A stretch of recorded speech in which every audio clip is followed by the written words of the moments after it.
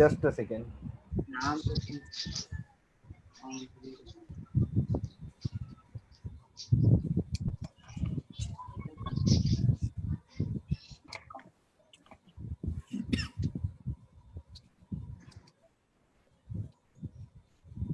Okay, हम लोग live है. ओके, तो आज सबसे पहले मैं सबको एक बात बताना चाहती हूँ कि आपके माइक जो है वो म्यूट रखिए और आपके वीडियो ऑन रखिए, तो फिर वो दिक्कत हमारा अभी जो फेसबुक लाइव चल रहा है तो उसमें दिक्कत नहीं होगी. हमारे जो वक्ता बात करेंगे उसमें कोई डिस्टर्बन्स नहीं होगा. तर आपण आज सुरू करण्या अगोदर सगळ्यांचं पहिल्यांदा जे झूम वरती अवेलेबल आहेत आपले सगळे लोक, त्यांचं मी स्वागत करते. आज खरं तर आद्य क्रांतिकारक राघोजी भांगरे यांच्या जन्मदिनाच्या निमित्ताने महाराष्ट्र राज्य किसान सभेच्या वतीने जल जंगल जमिनीच्या संविधानात्मक हक्कासाठी ही लढाई सज्ज करण्यासाठी हे वेबिनार आपण आयोजित केलेलं आहे. सर्वप्रथम आपण ह्या वेबिनारला सुरुवात करण्या अगोदर मागील वर्षभरामध्ये करोनाच्या भयंकर महामारीमध्ये जे आपले कार्यकर्ते आहेत, असंघटित कामगार क्षेत्रातले कामगार आहेत आणि सर्वसामान्य जनतेतल्या स्तरातून ज्या लोकांचे मृत्यू झालेले आहेत त्याला 2 मिनिटं आपण श्रद्धांजली अर्पण करूयात.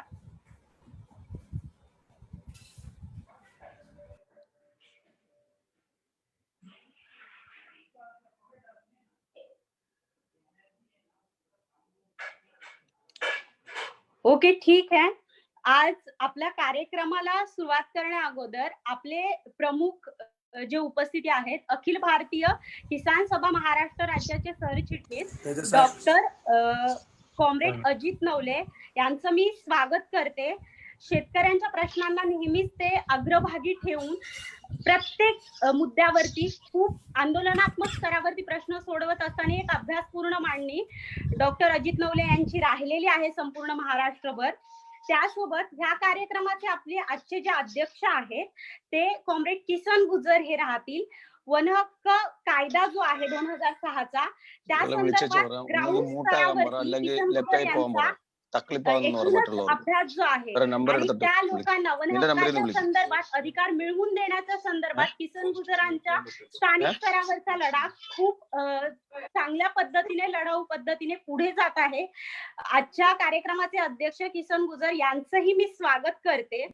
त्याच नंतर आज ह्या कार्यक्रमात doctor comrade Ashok Dhawale all इंडियाचे अखिल भारतीय किसान सभेचे राष्ट्रीय अध्यक्ष आहेत. खरं तर शेतकऱ्यांच्या प्रश्नांना घेऊन जो महामोर्चा संपूर्ण याच्यामध्ये जो लढा सुरू झाला आणि एक लाट शेतकऱ्यांकडे बघण्याचा दृष्टिकोन सर्वसामान्य जनतेमध्ये निर्माण करण्याचं काम जे केलं ते लढाऊ नेतृत्व डॉक्टर अशोक ढवळे यांचंही मी आजच्या वेबिनार मध्ये स्वागत करते. ह्या वेबिनारची सुरुवात करण्या अगोदर आजचे आपले जे प्रमुख वक्ते आपल्याला लाभलेले आहेत, गीतांजय साहू प्राध्यापक हे TISS मधले centre for science and technology society या विभागामध्ये असोसिएट प्रोफेसर आहेत आणि त्यांचा वन हक्क कायदा 2006 तसंच पर्यावरण संरक्षण कायदा ह्या संदर्भातले विशेष अभ्यास जो आहे असा आपल्याला वक्ते आज लाभलेले आहेत. अखिल भारतीय किसान सभेच्या वतीने त्यांचंही मी ह्या वेबिनार मध्ये स्वागत करते. आज आपण सगळेजण एकतर ह्या वक्त्यांनी आपल्याला वेळ दिला ही महत्वाची गोष्ट आहे, कारण एक संशोधनात्मक स्तरावरती त्यांचा अभ्यास आपल्या सगळ्या कार्यकर्त्यांना संघर्षासाठी तयार करणार आहे. त्याचसोबत आज 8 नोव्हेंबर 1805 ला आद्य क्रांतिकारक राघोजी भांगरे यांचा जन्म झाला आणि तोच दिवस वन हक्क कायदा 2006 या दोन्ही गोष्टी एकत्रितरित्या आपण सेलिब्रेट करतोय. कारण आत्ताची जी परिस्थिती आहे त्या परिस्थितीमध्ये आद्य क्रांतिकारक राघोजी भांगरेंनी सावकारशाही विरुद्ध त्याचसोबत एकूणच ब्रिटिश शासन व्यवस्थेविरुद्ध जो लढा पुकारला तो लढा खरं तर त्यांच्या स्तरावरती खूप मोठी एक चाहूल होती आणि आजचाच दिवस होता की त्या दिवशी त्यांचा जन्म झाला. त्या आद्य क्रांतिकारकांना आपण अभिवादन करून ह्या वेबिनारची सुरुवात करूयात. खरं तर 2000 म्हणजे वन अधिकार कायदा जो आहे 2006चा हा कायदा सुरू खरं तर ज्यावेळेस पास झाला तो कायदा पास होण्यामध्ये एकूणच डाव्या पक्षातल्या सगळ्या सदस्यांची भूमिका जी होती, पुढाऱ्यांची भूमिका जी होती, ती खूप महत्वपूर्ण राहिलेली आहे. कायदा पास झाल्यानंतर 2006चा अखिल भारतीय किसान सभेने त्या कायद्याच्या अंमलबजावणीसाठी स्थानिक स्तरावरती सर्वसामान्य जनतेमध्ये एक मोठं नेतृत्व उभं करण्याचं आणि त्या लोकांना न्याय मिळवून देण्याचं काम अखिल भारतीय किसान सभेच्या वतीने झालेलं आहे. त्यासोबत किसान सभा ह्या वनहक्क कायद्याच्या संदर्भात प्रत्येक छोट्या छोट्या मुद्द्यांना घेऊन नेहमीच अग्रभागी राहिलेली आहे. आपण सध्या पाहतोय की भाजप सरकारच्या कालखंडामध्ये कायद्यांच्या अंमलबजावणीमध्ये अनेक प्रश्न निर्माण झालेले आहेत. ते प्रश्न निर्माण होत असताना ह्या वर्षाच्या काळामध्ये म्हणजे ह्या 2020चा जो काही एक संपूर्ण वर्षभराचा कालखंड आहे, यामध्ये 3 गोष्टी महत्वाच्या ठरलेल्या आहेत आणि त्या आपल्या वेबिनारसाठी खूप महत्वाची भूमिका पार पाडतात. त्याच्यात एन्व्हायरमेंट इम्पॅक्ट असेसमेंट कायदा जो आहे, रिपोर्ट जो आहे 2020चा, तर त्याची एक पार्श्वभूमी आहे. त्यानंतर शेतकरी विरोधी 3 कायदे संसदेमध्ये भाजप सरकारच्या काळामध्ये पास झालेले आहेत, त्याची एक पार्श्वभूमी आहे. आणि त्यासोबत इको सेन्सिटिव्ह झोन 5 ऑगस्ट 2020 ला अध्यादेश काढण्यात आलेला. ह्या 3 बाबी एकूणच शेतकऱ्यांच्या जमिनी बळकावण्याचा डाव जो आहे शासकीय स्तरावरून रचला जातोय का, हा प्रश्न एकूणच कार्यकर्त्यांमध्ये आणि एकूणच सामाजिक चळवळीतल्या संपूर्ण लोकांमध्ये संभ्रम निर्माण करणार आहे. आज आपण या वेबिनारच्या माध्यमातून या सर्व जनता विरोधी कायद्यांच्या संदर्भात शासन व्यवस्थेचा निषेध व्यक्त करून एक अभ्यासपूर्ण रचना चर्चेच्या माध्यमातून पुढे घेऊन जाण्यासाठी या प्रश्नांवरती संघर्षात्मक भूमिका आपण या वेबिनारच्या माध्यमातून उभी करणार आहोत. त्यासोबत ह्या संपूर्ण प्रश्नांना न्याय देण्यासाठी एक अभ्यासू नेतृत्व संशोधनाच्या माध्यमातून आपल्या पुढे ही सगळी मांडणी करणार आहे. आजच्या वेबिनारच्या आपले जे उद्घाटक आहेत, मी या संपूर्ण याच्यामध्ये किसान सभेच्या नेतृत्वामध्ये कॉम्रेड डॉक्टर अशोक ढवळे यांनी ह्या संपूर्ण वेबिनारचं उद्घाटन करण्यासाठी स्क्रीनवर मी त्यांना इन्व्हाइट करते. कारण शेतकऱ्यांच्या प्रत्येक प्रश्नांना किसान सभेच्या माध्यमातून ज्या स्तरावरती न्याय देण्याचा प्रयत्न आपल्या माध्यमातून होतोय, अखिल भारतीय राष्ट्रीय अध्यक्ष डॉक्टर कॉम्रेड अशोक ढवळे यांना मी इन्व्हाइट करते. धन्यवाद कविता. आज अतिशय चांगलं असं आपण किसान सभेच्या या वेबिनार मध्ये आणि फेसबुक वर वनाधिकार कायद्याबद्दलची जी आजची परिस्थिती आहे याच्याबद्दल ज्यांनी आतापर्यंत अतिशय अभ्यासपूर्ण असं संशोधन केलं असे TISS चे प्राध्यापक गीतांजय साहू यांना आज आपण बोलावलंय. ही अतिशय चांगली गोष्ट आहे आणि ते आपल्या समोर सविस्तरपणे आपले विचार आणि या संशोधनाचे जे काही रिझल्ट आहेत ते गीतांजय साहू आपल्या समोर मांडणार आहेत. ही एक अत्यंत चांगली अशी घटना आहे.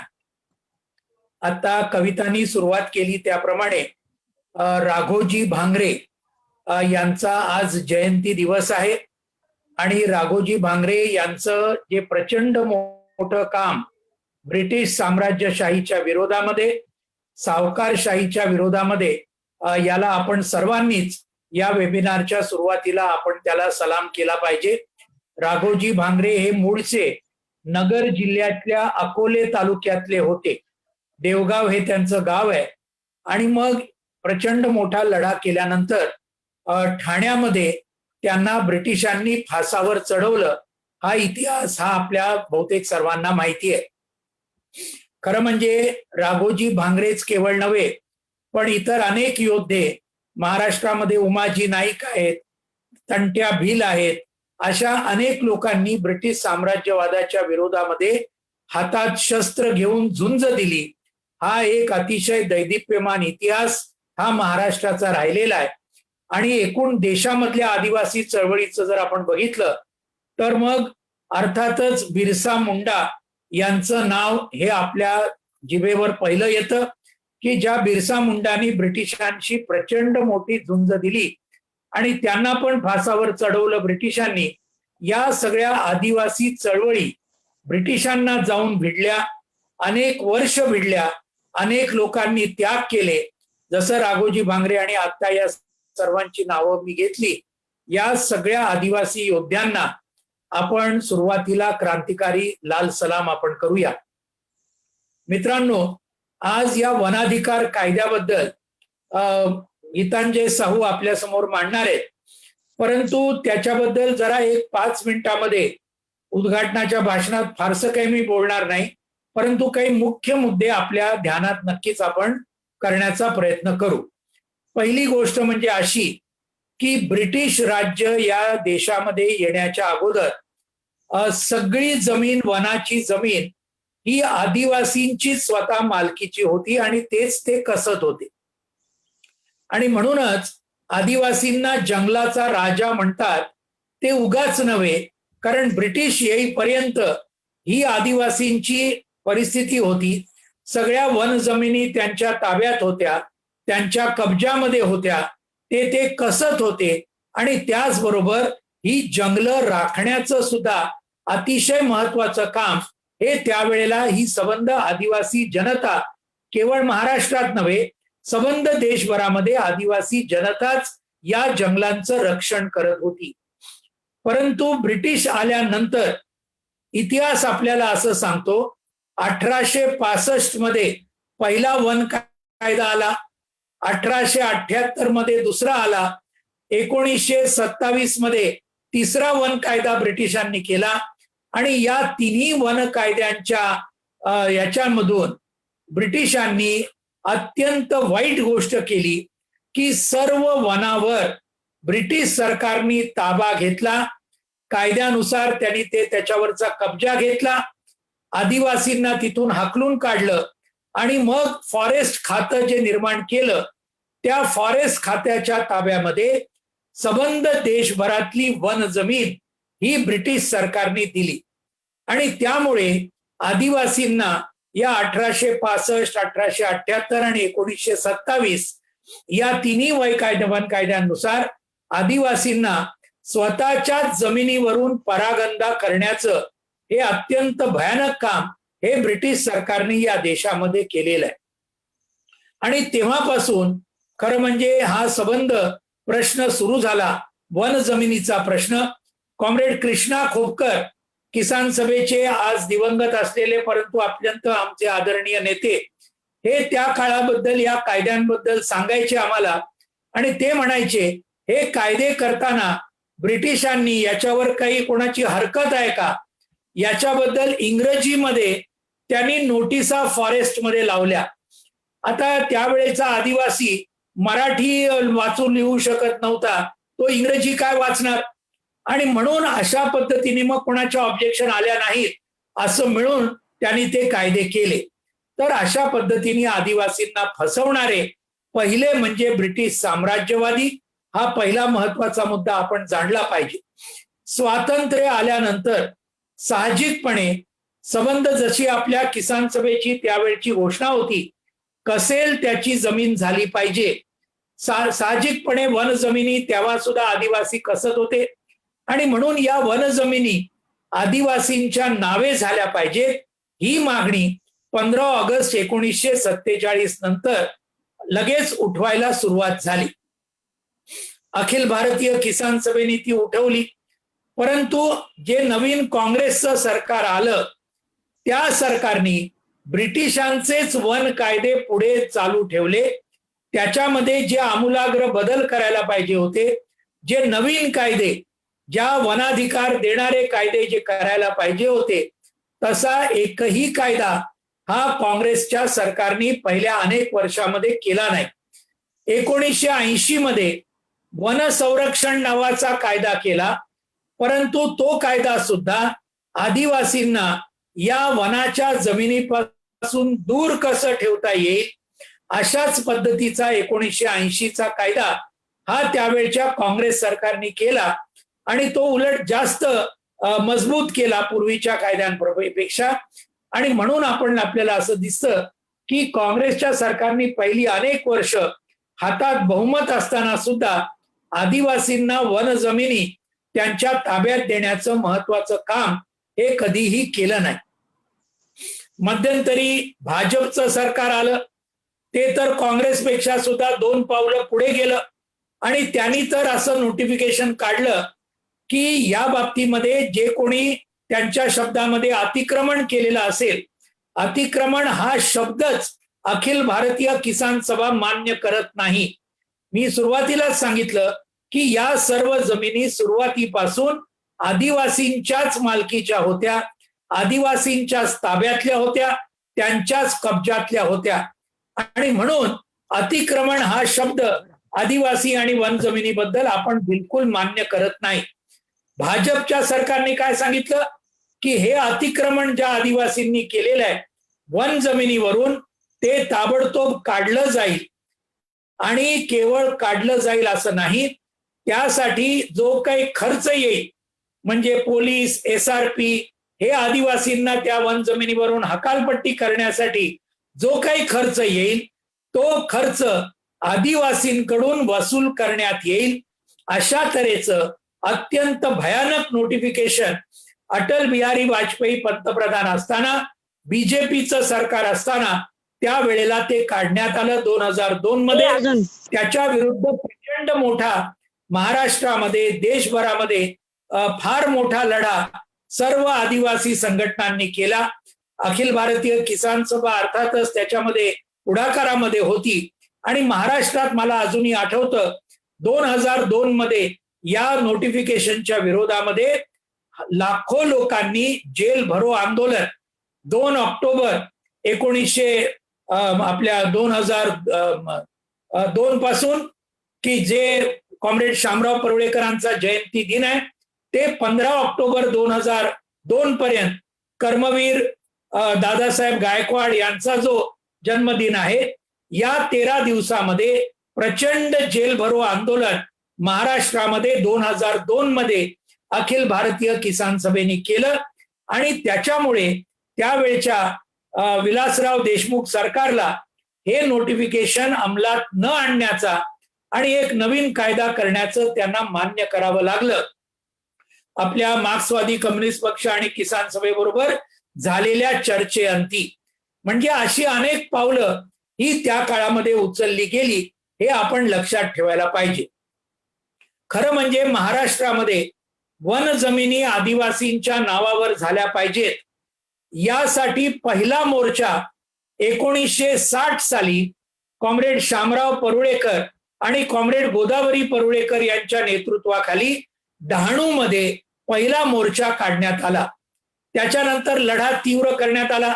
1971 साली स्वतः कॉम्रेड गोदूताईंच्या नेतृत्वाखाली सबंध ठाणे पालघर जिल्ह्यामध्ये सत्याग्रह झाला. हजारो आदिवासी स्त्री पुरुष हे जेलमध्ये गेले. 10 दिवस, 15 दिवस, महिनाभर जेलमध्ये राहिले. स्वतः गोदूताईंनी त्या सत्याग्रहाचं महिलांच्या एका तुकडीबरोबर नेतृत्व केलं. त्यांना ठाण्याच्या जेलमध्ये 15 दिवस ठेवण्यात आलं, त्या सर्व महिलांना आणि गोदूताईंना. आणि त्याच्यानंतर त्यावेळच्या काँग्रेस राज्य सरकारला 1972 ते 78 पर्यंत जे काही त्यांच्या शब्दामध्ये अतिक्रमण आहे ते नियमानुकूल करण्याचा कायदा हा त्यावेळच्या पुलोत सरकारला तेव्हा करावा लागला. हा सुद्धा महाराष्ट्राचा इतिहास आहे. सांगण्याचा मुद्दा हा आहे की वन जमिनी आदिवासींच्या नावावर झाल्या पाहिजे, त्यांचे मालकी हक्क आला पाहिजे. यासाठी अखिल भारतीय किसान सभेने महाराष्ट्रात आणि देशभरामध्ये प्रचंड मोठा लढा हा सातत्याने केलेला आहे. 2006 मध्ये जो वनाधिकार कायदा झाला तो त्यावेळच्या काँग्रेस सरकारला करावा लागला. त्याचं मुख्य कारण हे आपण हे लक्षात ठेवलं पाहिजे की त्यावेळेला जेव्हा डाव्या पक्षांचे 61 खासदार 2004च्या लोकसभा निवडणुकीमध्ये दिल्लीत निवडून आलेले होते आणि त्यावेळेला डाव्या पक्षांनी या काँग्रेसच्या म्हणजे मनमोहन सिंग यांच्या सरकारवर दबाव आणला आणि त्यांना सांगितलं की हा वनाधिकार कायदा हा कुठल्याही परिस्थितीमध्ये तुम्ही केला पाहिजे. रोजगार हमी, ग्रामीण रोजगार हमी योजनेचा कायदा हा केला पाहिजे. अण्णा हजारेंनी ज्यासाठी आंदोलन केलं, माहितीच्या अधिकाराचा कायदा हा केला पाहिजे. शेतकऱ्यांची कर्जमाफी झाली पाहिजे, असे महत्वाचे हे मुद्दे लाल बावट्यांनी डाव्या पक्षांनी तेव्हा लावून धरले. आणि ते लावून धरल्यामुळे 2006 साली, आधी 2005 साली मनरेगाचा कायदा झाला, राष्ट्रीय ग्रामीण रोजगार हमी कायदा हा करावा लागला. 2006 साली वनाधिकार कायदा करावा लागला. सांगण्याचा मुद्दा हा की यापूर्वी काँग्रेस आणि भाजपच्या सरकारांकडे 300हून अधिक खासदार असताना सुद्धा वनाधिकार कायदा या दोन्ही सरकारांनी कधीही केला नाही.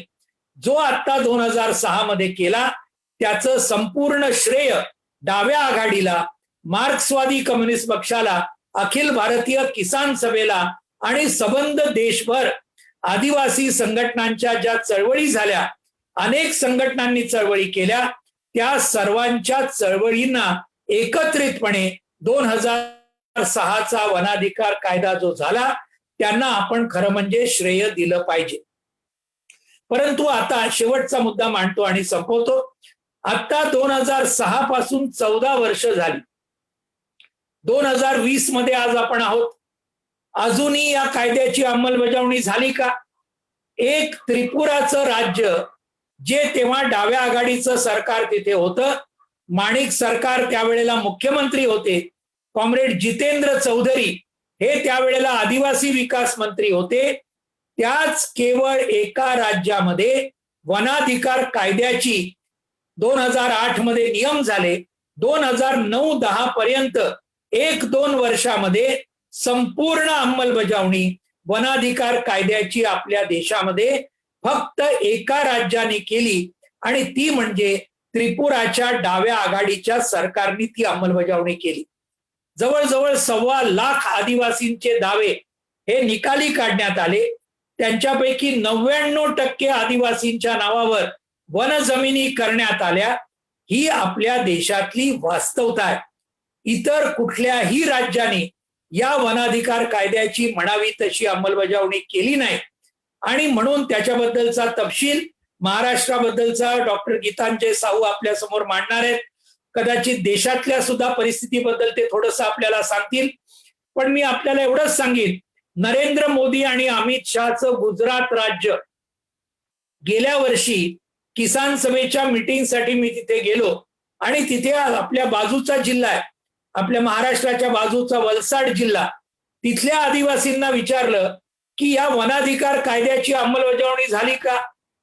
पूर्वी दाहोदला मी गेलो होतो गुजरातमध्ये, त्यांना विचारलं.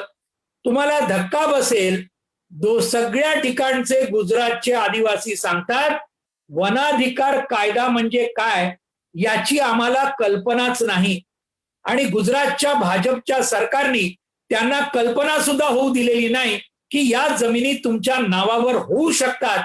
हे अगदी मोदी आणि अमित शहाच्या गुजरातच्या आदिवासींना आजपर्यंत माहिती नाहीये. ही आज अवस्था वेगवेगळ्या राज्यांमध्येही झालेली आहे.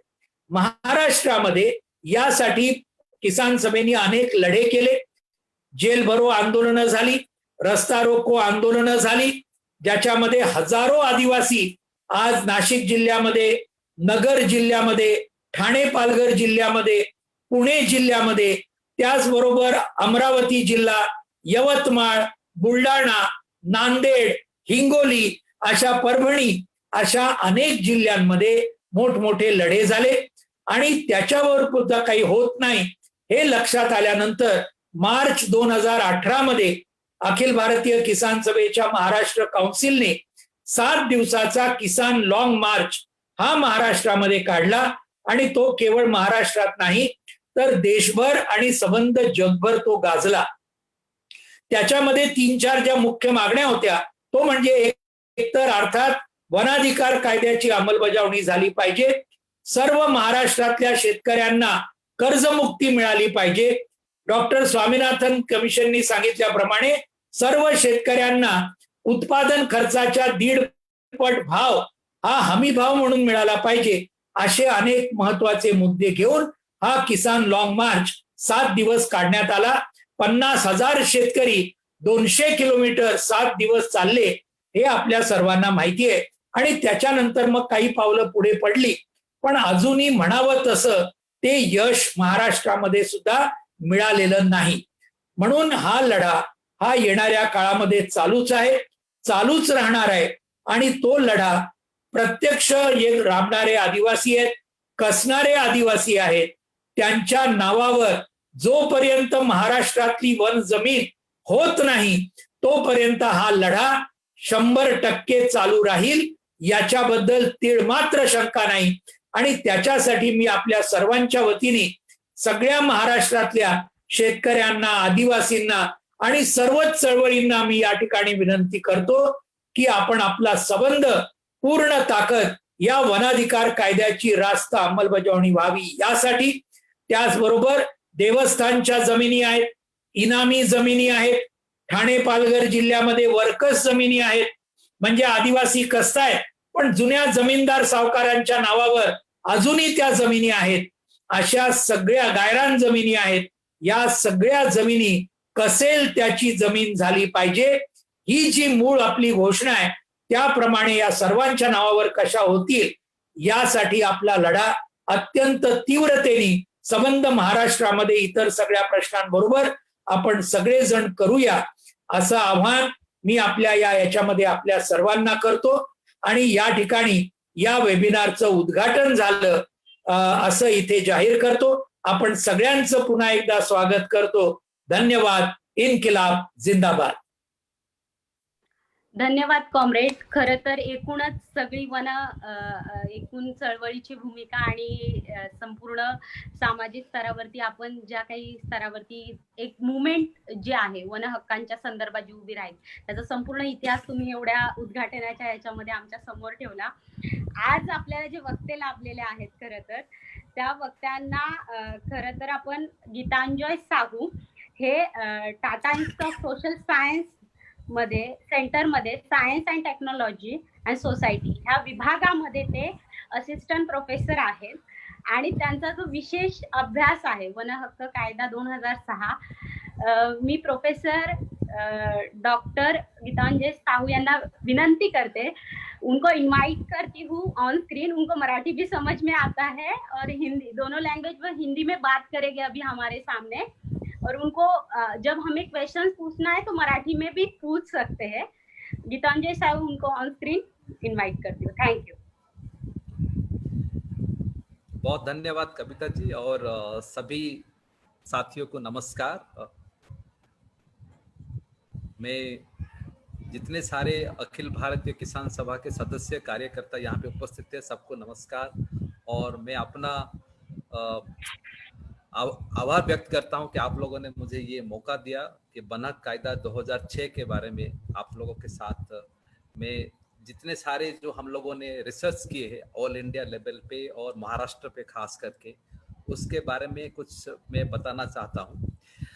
ये विषय ऐसा है जिसमें आप लोग सभी लोग इसमें जुड़े हुए हैं. और जैसे अशोक जी ने बताया कि वन हक कायदा 2006 जब ये कानून प्रक्रिया शुरू हुआ उसमें अखिल भारतीय किसान सभा का बड़ा ही योगदान रहा. जैसे कि सर ने बताया कि थाने पालघर में धानों में जिस तरह का एक मुहिम शुरू हुआ था उस समय पे, उससे पहले भी हुआ था, लेकिन उस समय जब ये कायदा बन रहा था जिस तरह का एक आंदोलन शुरू हुआ था लोगों के लिए. कॉमरेड थोड़ा लाइट दे, कॉमरेड थोड़ा लाइट नहीं है, लोगों का लाइट दे प्लीज. कॉमरेड आप बीच में मत बोलिए, उनको कंटिन्यू करने दीजिए. बंद हो गया बा? हाँ ठीक अच्छा. है. हाँ सर कंटिन्यू. ओके. तो जिस तरह से हम बात कर रहे थे कि जो 2006 कायदा जब बन रहा था तो बहुत सारे संघर्ष हुए थे ऑल इंडिया लेवल पे. उसमें अखिल भारतीय किसान सभा का बड़ा योगदान था. और अशोक जी ने बहुत ही विस्तार रूप से बताया इतिहास के बारे में. ये सबसे पहले मुझे बहुत अच्छा लगा जब अशोक जी ने बताया कि जो एनक्रोचमेंट वर्ड, अतिक्रमण, जो जब हम ये इस्तेमाल करते हैं वो बहुत ही गलत शब्द है, क्योंकि ये अतिक्रमण जमीन नहीं है, ये उनका पारंपरिक कस्टमरी जमीन है जो ट्रेडिशनल राइट्स है. तो उसको हम अतिक्रमण बोल के उनके साथ इनजस्टिस कर रहे हैं. और ये अतिक्रमण जमीन नहीं है, ये उनका पारंपरिक और ट्रेडिशनल राइट्स जो है उसको ही ये कायदा स्वीकृति देने के लिए एक प्रक्रिया दिया गया है. तो मेरा जो अभी अगले जो 40-45 मिनट जो मैं बोलने वाला हूँ उसको 3 कंपोनेंट में मैंने डिवाइड किया हूँ। एक तो पहले मैं ये कायदा के प्रावधान के बारे में बताऊंगा, इतिहास के बारे में नहीं जाऊंगा क्योंकि अशोक जी ने बहुत अच्छी तरह बताया, क्योंकि ब्रिटिश शासन से लेके इंडिपेंडेंस के बाद भी किस तरह ये ऐतिहासिक अन्याय जो हो रहा था, जो जमीन छीना गया, जमीन को चाहे वो पूंजीवाद लोगों को दिया गया, और जितने सारे डेवलपमेंट के नाम पे, विकास के नाम पे वो जमीन छीना गया, उनको राइट्स को सेटल नहीं किया गया। तो ये ब्रिटिश शासन में भी हुआ और इंडिपेंडेंस के बाद भी ये हुआ। तो ये इसलिए ये कायदा को जो जब हम प्रियम्बल को पढ़ते, इस कायदा का प्रियम्बल में जो लिखा गया है कि एक ऐतिहासिक अन्याय हुआ है। ऐतिहासिक अन्याय सिर्फ ब्रिटिश शासन में नहीं, ब्रिटिश शासन के बाद भी हुआ है, और ये कायदा वो ऐतिहासिक अन्याय को एड्रेस करने के लिए, दुरुस्तीकरण करने के लिए ये कायदा लाया गया है। तो 2006 में जब ये कायदा बन रहा था, उसमें बहुत सारे डिस्कशन हुए, बहुत सारे चर्चा हुए। जब सीपीआईएम भी कोalition पार्टनर रहे, तो उसी टाइम पे बहुत सारे चर्चा ये हुआ कि ये कायदा जो बन रहा है ये सिर्फ आदिवासी के लिए बने, और यह दूसरे जो वनवासी है, पारंपरिक वनवासी जनजाति है, उनके लिए भी बनना चाहिए। तो उसमें भी अखिल भारत किसान सभा का बहुत योगदान रहा, जहाँ पे ये बात रखा गया सिर्फ वन, जब हम बात करते हैं वन अधिकार, ये सिर्फ आदिवासी के लिए भी नहीं, लेकिन दूसरे जो लोग जो वन निर्भर है उनके लिए भी ये कायदा अमल होना चाहिए। तो 2005 से 6 तक जब ये ड्राफ्ट बन रहा था, वो ड्राफ्ट बनने के टाइम पे बहुत सारे डिस्कशन ऐसे हुए। तो उसी टाइम पे ये बात जब आया कि ये आदिवासी के लिए नहीं, सिर्फ दूसरे वनवासी जनजाति लोगों के लिए भी ये कायदा बनना चाहिए। तो ये एक बहुत ही इम्पोर्टेंट बात रहा, कंट्रीब्यूशन रहा। और दूसरा इम्पोर्टेंट बात मैं कहना चाहता हूँ, जब ये कायदा बन रहा था उसी समय बहुत सारे जो लॉबी होते हैं, बहुत सारे प्रेशर ग्रुप्स होते हैं, वो नहीं चाहते थे कि ये कायदा बने।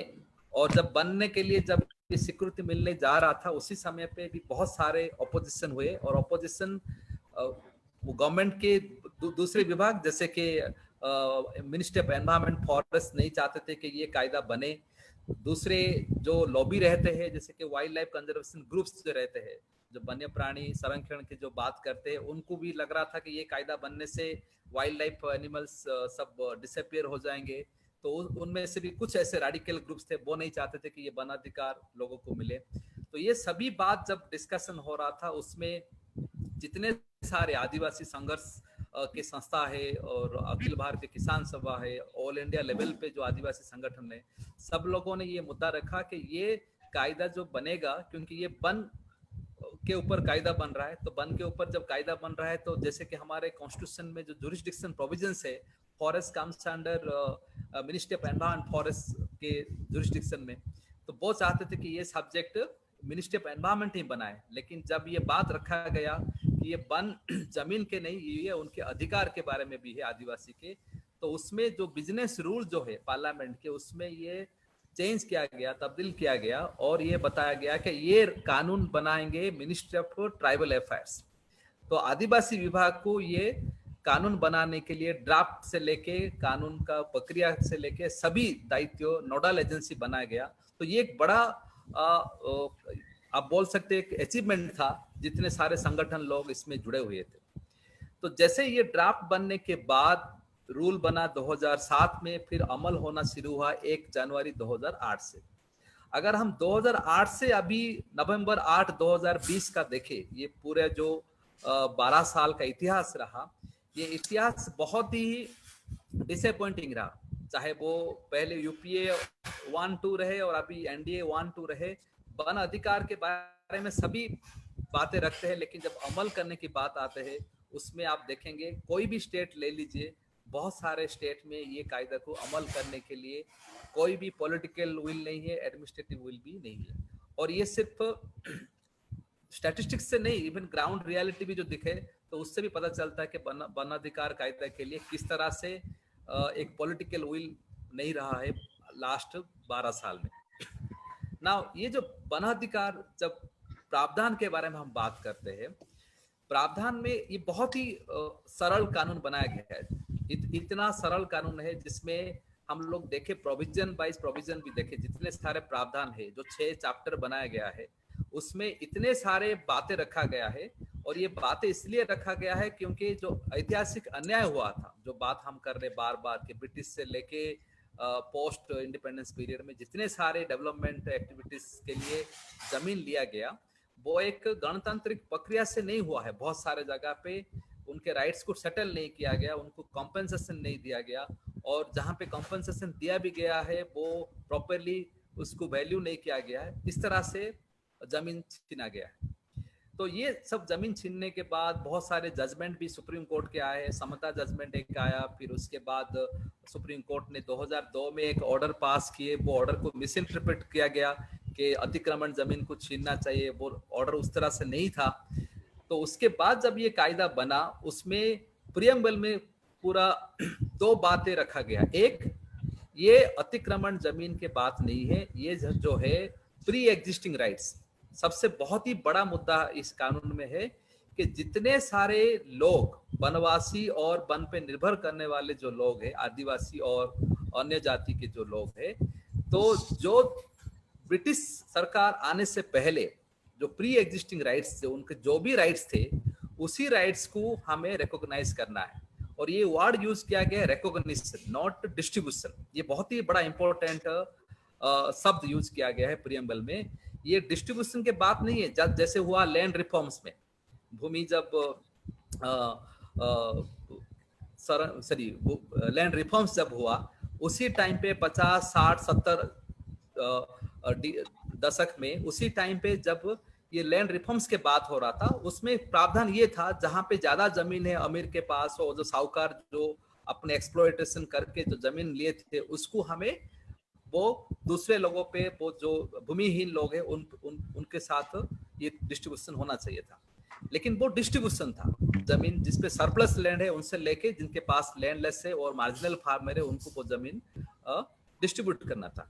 लेकिन वन कायदा डिस्ट्रीब्यूशन के बात नहीं कर रहा। ये पूरा देश भर में एक इस तरह से मिस इंटरप्रिटेशन हुआ है कि ये एक land grabbing, land distribution act है। ये लैंड डिस्ट्रीब्यूशन एक्ट नहीं है, ये एक एक्ट ऐसे है जहां पे प्रावधान दिया गया है प्री एग्जिस्टिंग राइट्स, जो ब्रिटिश सरकार आने से पहले वो जो उनका पारंपरिक अधिकार जमीन पे था, वो उनका जो ट्रेडिशनल राइट्स था, वो राइट्स को ये कायदा रिकॉग्नाइज करता है। तो ये पहला बात रखा गया है प्रियम्बल में।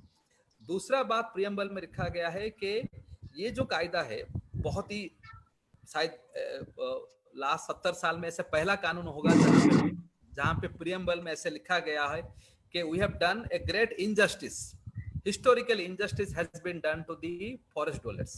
ये कहीं पे भी कभी ऐसे प्रियम्बल में नहीं लिखा गया है कि जहां पे सरकार खुद एक्सेप्ट करते हैं कि हमने एक ऐतिहासिक अन्याय किया है आदिवासी और जो वन के ऊपर निर्भर होने वाले लोग। तो ये इट आल्सो शोस कि सरकार, चाहे वो ब्रिटिश के टाइम पे हो और ब्रिटिश के बाद जो इंडिपेंडेंस 70 ईयर्स में जो भी भूमि छीना गया है, वो एक हिस्टोरिकल इंजस्टिस था।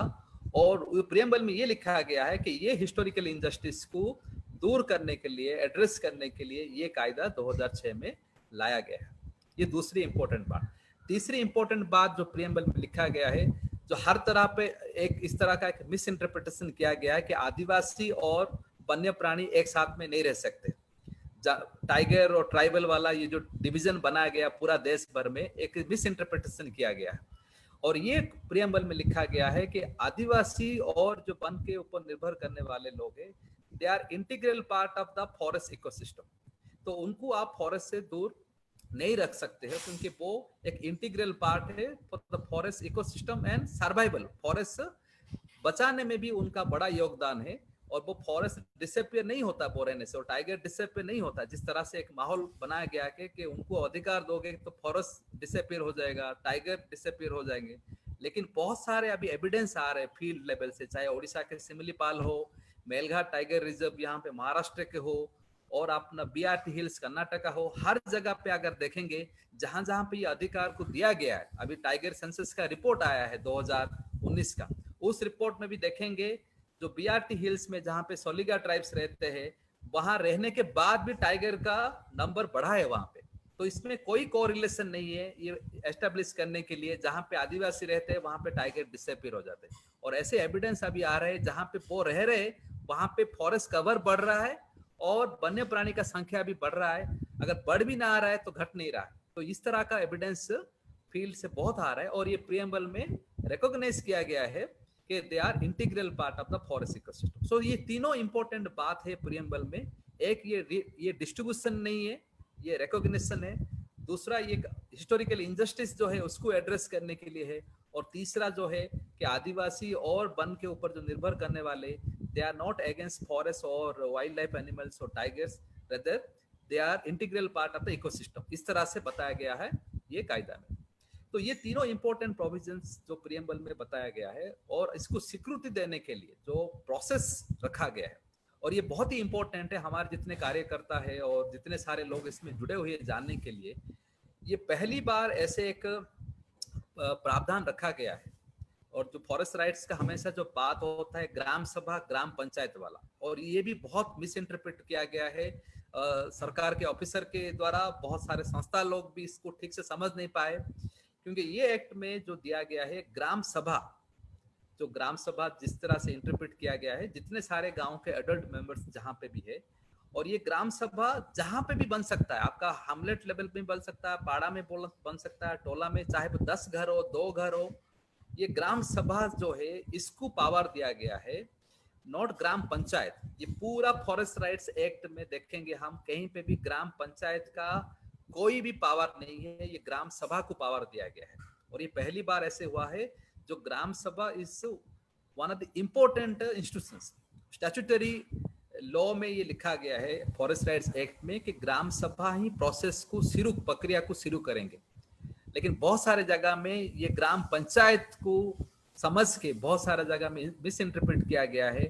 और जब ग्राम पंचायत हम बोलते हैं, ग्राम पंचायत में जैसे कि ग्राम सेवक होते हैं जो एक सरकारी अपॉइंटमेंट के मेंबर है, तो वहां पे पावर डिस्ट्रीब्यूशन जो कंट्रोल रहता अलग रहता है। लेकिन ग्राम सभा में जितने सारे ग्राम सभा के लोग हैं वो निर्णय लेंगे कि ये उसी गांव के लोग, कितने लोग निर्भर है जंगल पे, कहाँ पे निर्भर है, किस तरह निर्भर है, तो वो प्रक्रिया शुरू करेंगे। तो ये एक बहुत ही इंपॉर्टेंट प्रोविजन रखा गया है कि ये पूरा प्रक्रिया ग्राम सभा से शुरू होगा।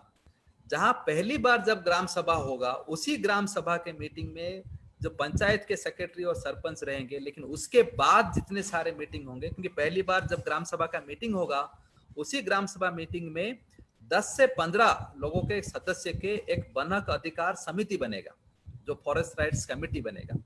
जैसे ही वो कमेटी बन जाएगा, उसके बाद कोई भी रोल नहीं है पंचायत ऑफिसर के, पंचायत सरपंच के, पूरे ये वनक कायदा के प्रक्रिया में। और ये ग्राम सभा जो चुनेगी वनक अधिकार समिति, वो समिति को ये पूरा प्रक्रिया को आगे लेना है। जहाँ जो लोग आवेदन करने वाले हैं, अपने व्यक्तिगत अधिकार हो या सामूहिक अधिकार हो, वो अधिकार को जो फॉर्म ABC दिया गया है उसमें वो अपना एविडेंस देंगे। उसमें भी लिखा गया है कि 2 एविडेंस वो दे सकते हैं। जो एविडेंस लिखा गया सेक्शन 12 में, जितने सारे एविडेंस है, ऐसे कोई नहीं है कि बहुत सारे जगह पे ये बताया गया कि ये एविडेंस क्यों है, वो एविडेंस क्यों है। कोई भी एविडेंस वो 2 दे सकते हैं। ऐसे कोई आप एम्फासाइज और इंसिस्ट नहीं कर सकते कि यही एविडेंस होना चाहिए, ऐसे लिखा नहीं गया है। कोई भी 2 एविडेंस वो जुड़ सकते हैं, चाहे वो अपना कोई डॉक्यूमेंट्स हो, कई पावती हो। जैसे कि पहले फॉरेस्ट डिपार्टमेंट बहुत सारे जगह पे लोगों को फाइन डाले थे, क्योंकि वो बोल रहे थे कि अतिक्रमण जमीन है, आप इसमें खेती कर रहे हो, आप इसमें गाय भैंस चरा रहे हो। तो वो फाइन रिसिट है, वही हम लोग अशोक जी से पहले मैं बात कर रहा था कि थाने, पालघर, धानु में बहुत सारे जगह में जो 2006 से पहले जो वन विभाग ने उनको फाइन डाला था, रिसिट दिया था, वही रिसिट ही अभी एविडेंस बना है। क्योंकि वो रिसिट आपको ये प्रूव करता है कि वो वहां पे अधिकार था उनका, वो ये प्रूव करता है कि उसके ऊपर वो खेती कर रहे थे और इसके ऊपर वो गाय भैंस चरा रहे थे और उसके ऊपर से वो अपना लकड़ी ला रहे थे और वन के जो भी है, वन के जो फॉरेस्ट प्रोड्यूस है वो लाते थे। तो ये एविडेंस जो है कुछ जगह पे, मैं बाद में उसके बाद बताऊंगा किस तरह से जो मिस इंटरप्रिटेशन हो रहा है। तो कोई भी एविडेंस, वो 2 एविडेंस दे सकते हैं अपने व्यक्तिगत अधिकार और सामूहिक अधिकार के दावे डालने के लिए। जब अधिकार के बात आता है, सेक्शन 3 जो है ये चैप्टर 2 में, उसमें विस्तार रूप में बताया गया कौन सा अधिकार है। इसमें से 13 डिफरेंट टाइप से अधिकार के बारे में बताया गया है। लेकिन उसको ब्रॉडली अगर हम देखें तो 4 अधिकार में बांट सकते हैं। एक तो व्यक्तिगत अधिकार जिसमें लिखा गया है कोई भी हाउस होल्ड, चाहे वो आदिवासी हो या नॉन आदिवासी हो, अगर वो ये प्रूव कर सकते हैं कि 13 दिसंबर 2005 से पहले वो उस जमीन पे अधिकार उनका था और उसके ऊपर निर्भर थे, तो वो जमीन, वो हाउस होल्ड को मैक्सिमम 10 एकड़ 4 हेक्टेयर तक सिक्योरिटी मिल सकता है, जो कायदा में लिखा गया है। मैक्सिमम 4 हेक्टेयर, और जितना उनके अधिकरण में है, चाहे वो 2 हेक्टेयर 4 हेक्टेयर हो, तो वो जमीन उनको मिलना चाहिए। अगर वो प्रूव कर सकते हैं 13 दिसंबर 2005 से पहले उसके ऊपर उनका अधिकार था और उसके ऊपर डिपेंडेंट थे। ऐसा नहीं है कि उनके ऑक्यूपेशन में ही रहना चाहिए, वो डिपेंडेंट भी थे तो भी उनको वो मिलना चाहिए। क्योंकि बहुत सारे जगह में लोग क्या होगा, वो जमीन शायद वहां पे पानी का सुविधा नहीं था, नहीं तो वो और दूसरा कुछ ड्राउट हुआ तो लोग माइग्रेट हो गए थे। मान लो मैं माइग्रेट हो गया था 2001 में, और जब बात आया 2004-5 में मैं नहीं था गांव में, तो कुछ जगह पे ऐसे भी हो रहा है, लोग विभाग, चाहे वो एसडीएलसी अपने सब कलेक्टर के हो, डीएलसी के डिस्ट्रिक्ट कलेक्टर के ऑफिसर के लोग है, वो बोलते हैं कभी कभी कि आपके अधिकार में तो ये जमीन नहीं है 2005 में, तो ये गलत इंटरप्रिटेशन है। ये बता रहे उससे पहले जब भी हुआ था, क्योंकि अभी हम लोगों ने जो स्टडी किया झारखंड में, उड़ीसा में, महाराष्ट्र में, बहुत सारे लोगों ने माइग्रेट होके 1980 में, 90 में, 2000 में चले गए थे। कोई थाने से मान लो आ गए थे, मुंबई आ गए, और कोई वो जमीन को 2-3 साल तक छोड़ दिए थे क्योंकि वहां पे पानी का साधन नहीं था। लेकिन ये अधिकार बोलता है अगर 2005 से पहले वो आप उस जमीन पे अधिकार था और अगर एग्रीकल्चर एक्टिविटी कर रहे थे, तो वो जमीन आपको वन हक अधिकार, जो व्यक्तिगत अधिकार है, उसमें आप दावे डाल सकते। तो व्यक्तिगत अधिकार 2 तरह के, एक आपके घर के लिए और एक आपके जमीन के लिए, जो एग्रीकल्चर लैंड है, खेती के लिए आपको दावे डाल सकते हैं। लेकिन मैक्सिमम आपको इसमें 4 हेक्टेयर तक मिल सकता है। अगर मान लो आपके पास 15 एकड़ भी है तो आपको 1 हेक्टेयर, अगर मान लो 2.5 एकड़ के हिसाब से, तो आपको 10 एकड़ मैक्सिमम ही मिल सकता है। और जितना अगर कम है उसमें 4 एकड़ है तो 4 एकड़ ही आपको मिलना चाहिए। यह है व्यक्तिगत अधिकार। दूसरा है सामूहिक वन हक अधिकार, जो ग्राम सभा को मिल सकता है। तो एक ग्राम सभा में अगर 100 घर है, वो पूरा 100 घर को वो अधिकार मिल सकता है, क्योंकि ये पूरा सामूहिक अधिकार के जब बात होता है, गांव के जितने सारे लोग वन के ऊपर निर्भर है, चाहे वो लकड़ी के लिए हो, चाहे वो अपने खेती के सामान के लिए, जिस तरह के है, वो वन का अधिकार जो लिखा गया है कानून में, वो है सामूहिक वन का अधिकार, और उसमें कोई लिमिटेशन नहीं है। जैसे कि व्यक्तिगत अधिकार में 4 हेक्टेयर का लिमिटेशन है, मैक्सिमम आपको मिल सकता है, लेकिन सामूहिक वन हक अधिकार में कोई भी इसमें सीमा नहीं है। आपको 200 हो, 400 हो, 4000 हो। जैसे भीमन पाइली एक गांव है गढ़चिरौली डिस्ट्रिक्ट में, सिर्फ 12 घर है, 12 हाउस होल्ड है, लेकिन उनको मिला है 4000 एकड़ जमीन, क्योंकि वो उनका पारंपरिक जमीन था, वो एविडेंस प्रूव कर सके।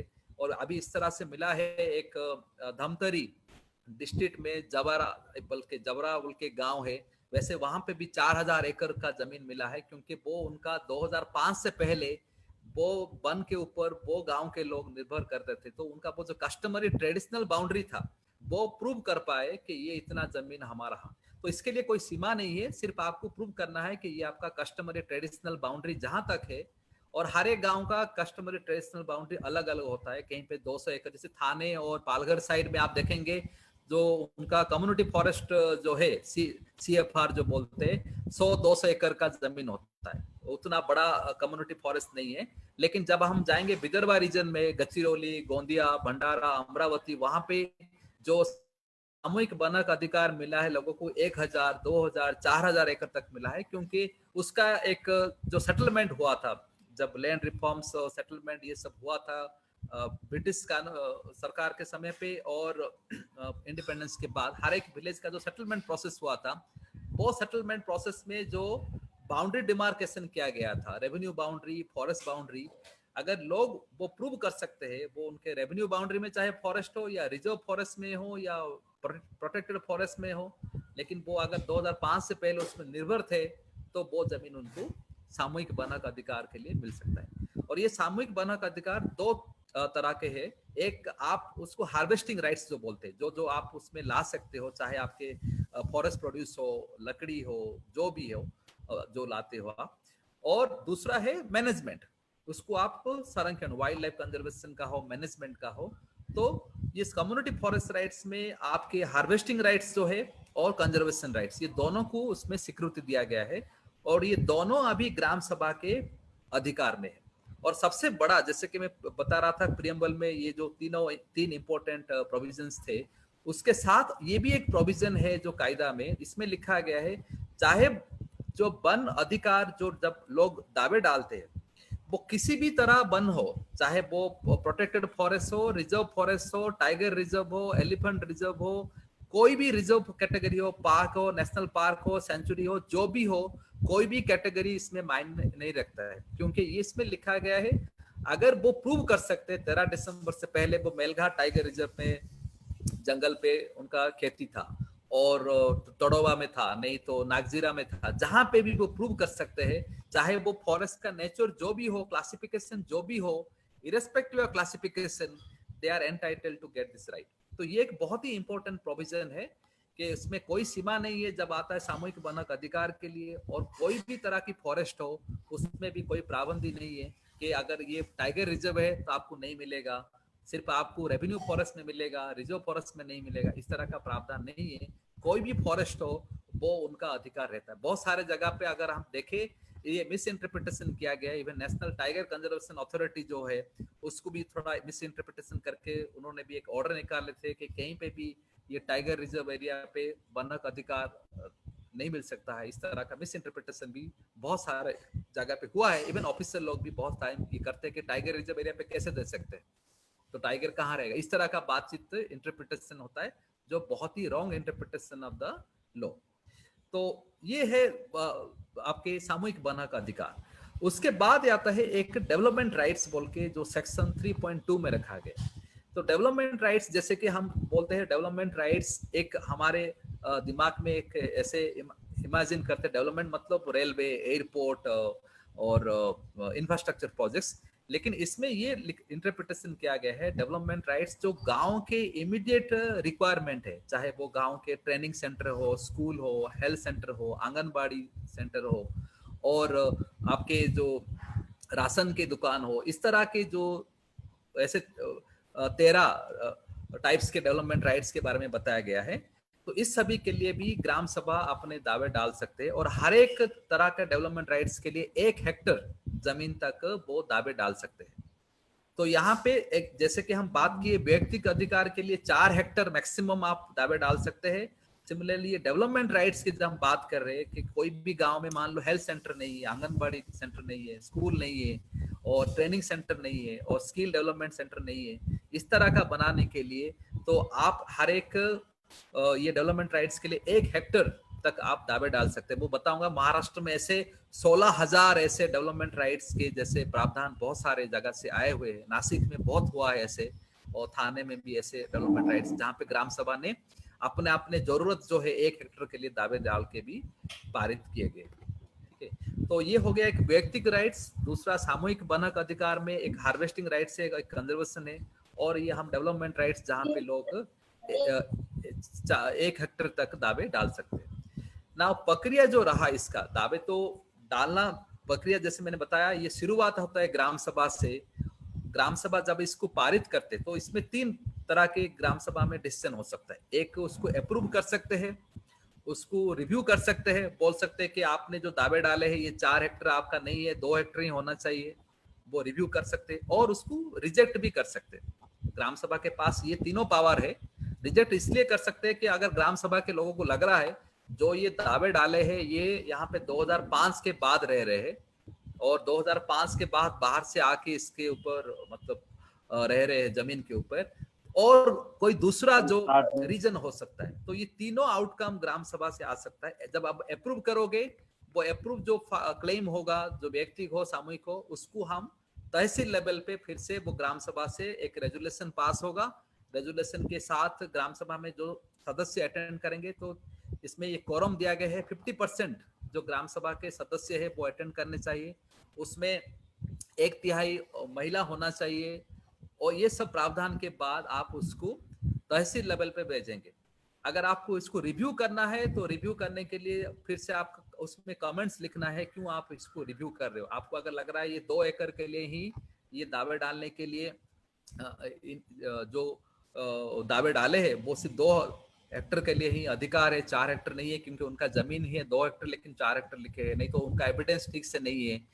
तो जो भी आप रिव्यू कर रहे हो और रिजेक्ट कर रहे हो, जब भी ये निर्णय होता है ग्राम सभा में, उसी टाइम पे जो व्यक्ति ने दावे डाला है वो व्यक्ति का वहां पे उपस्थित होना बहुत जरूरी है।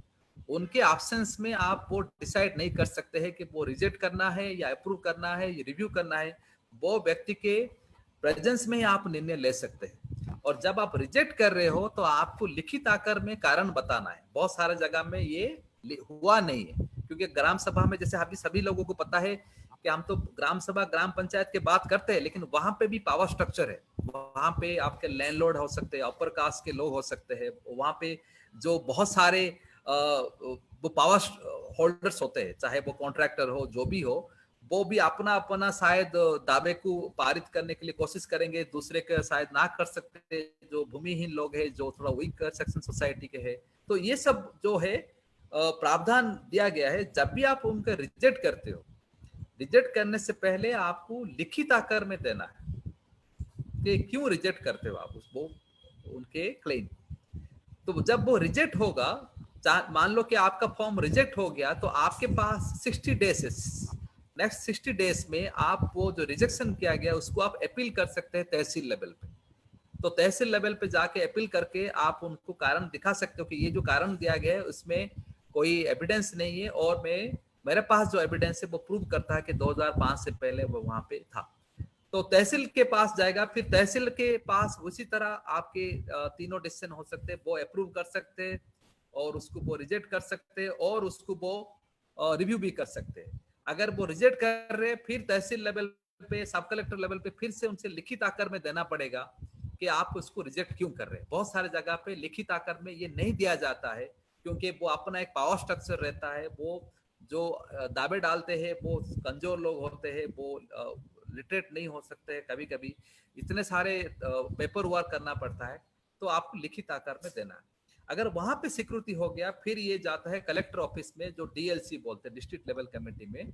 उस कमेटी में collector office, DFO, tribal officer जो रहते हैं और पंचायत के 3 सदस्य भी रहते हैं, वो उस पर एक फाइनल डिसीजन लेंगे कि इसको स्वीकृति देंगे या ना देंगे। अगर नहीं देंगे तो वहां पे भी फिर से उनको कारण देना पड़ेगा क्यों नहीं स्वीकृति दे रहे।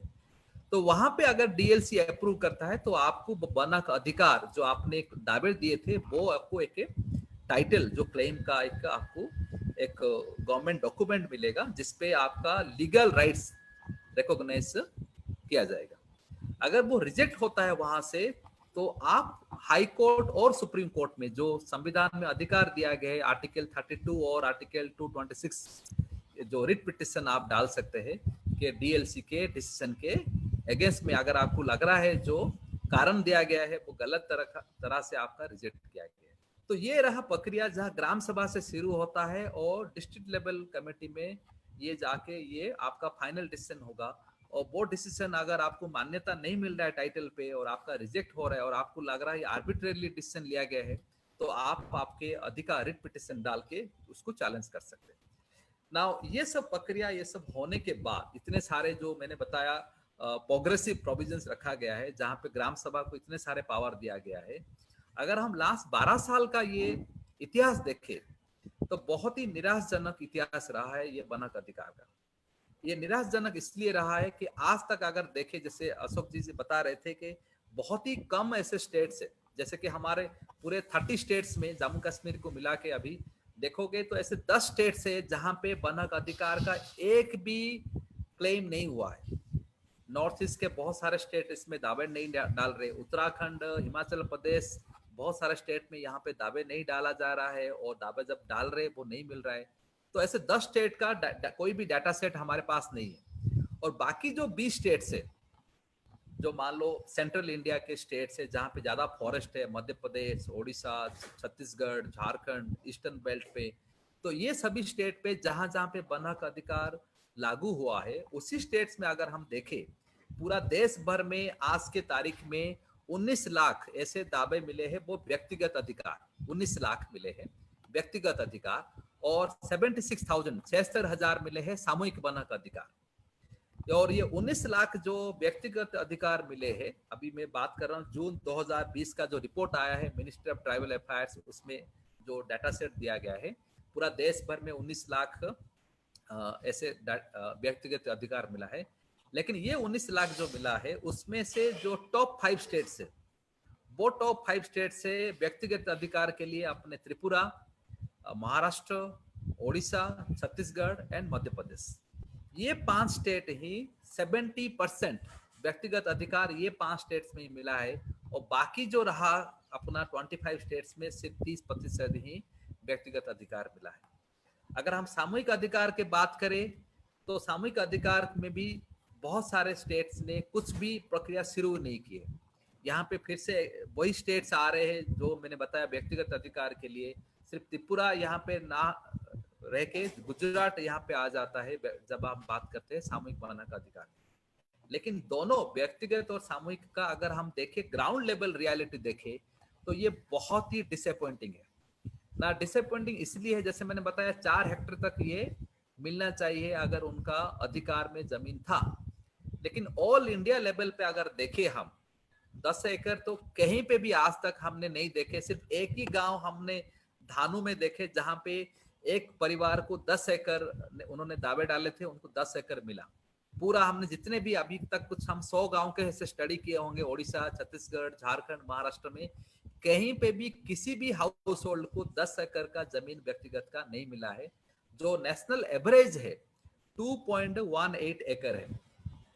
2.18 एकड़ मैक्सिमम मिला है जो नेशनल लेवल में जो एवरेज हम देख रहे हैं जो व्यक्तिगत अधिकार के लिए। सामूहिक अधिकार का जब हम बात करते हैं, पूरे देश भर का अगर एवरेज देखे तो 115 एकड़ है सामूहिक अधिकार के लिए। व्यक्तिगत के लिए 2.18 एकड़ है, सामूहिक के लिए 115 एकड़ है।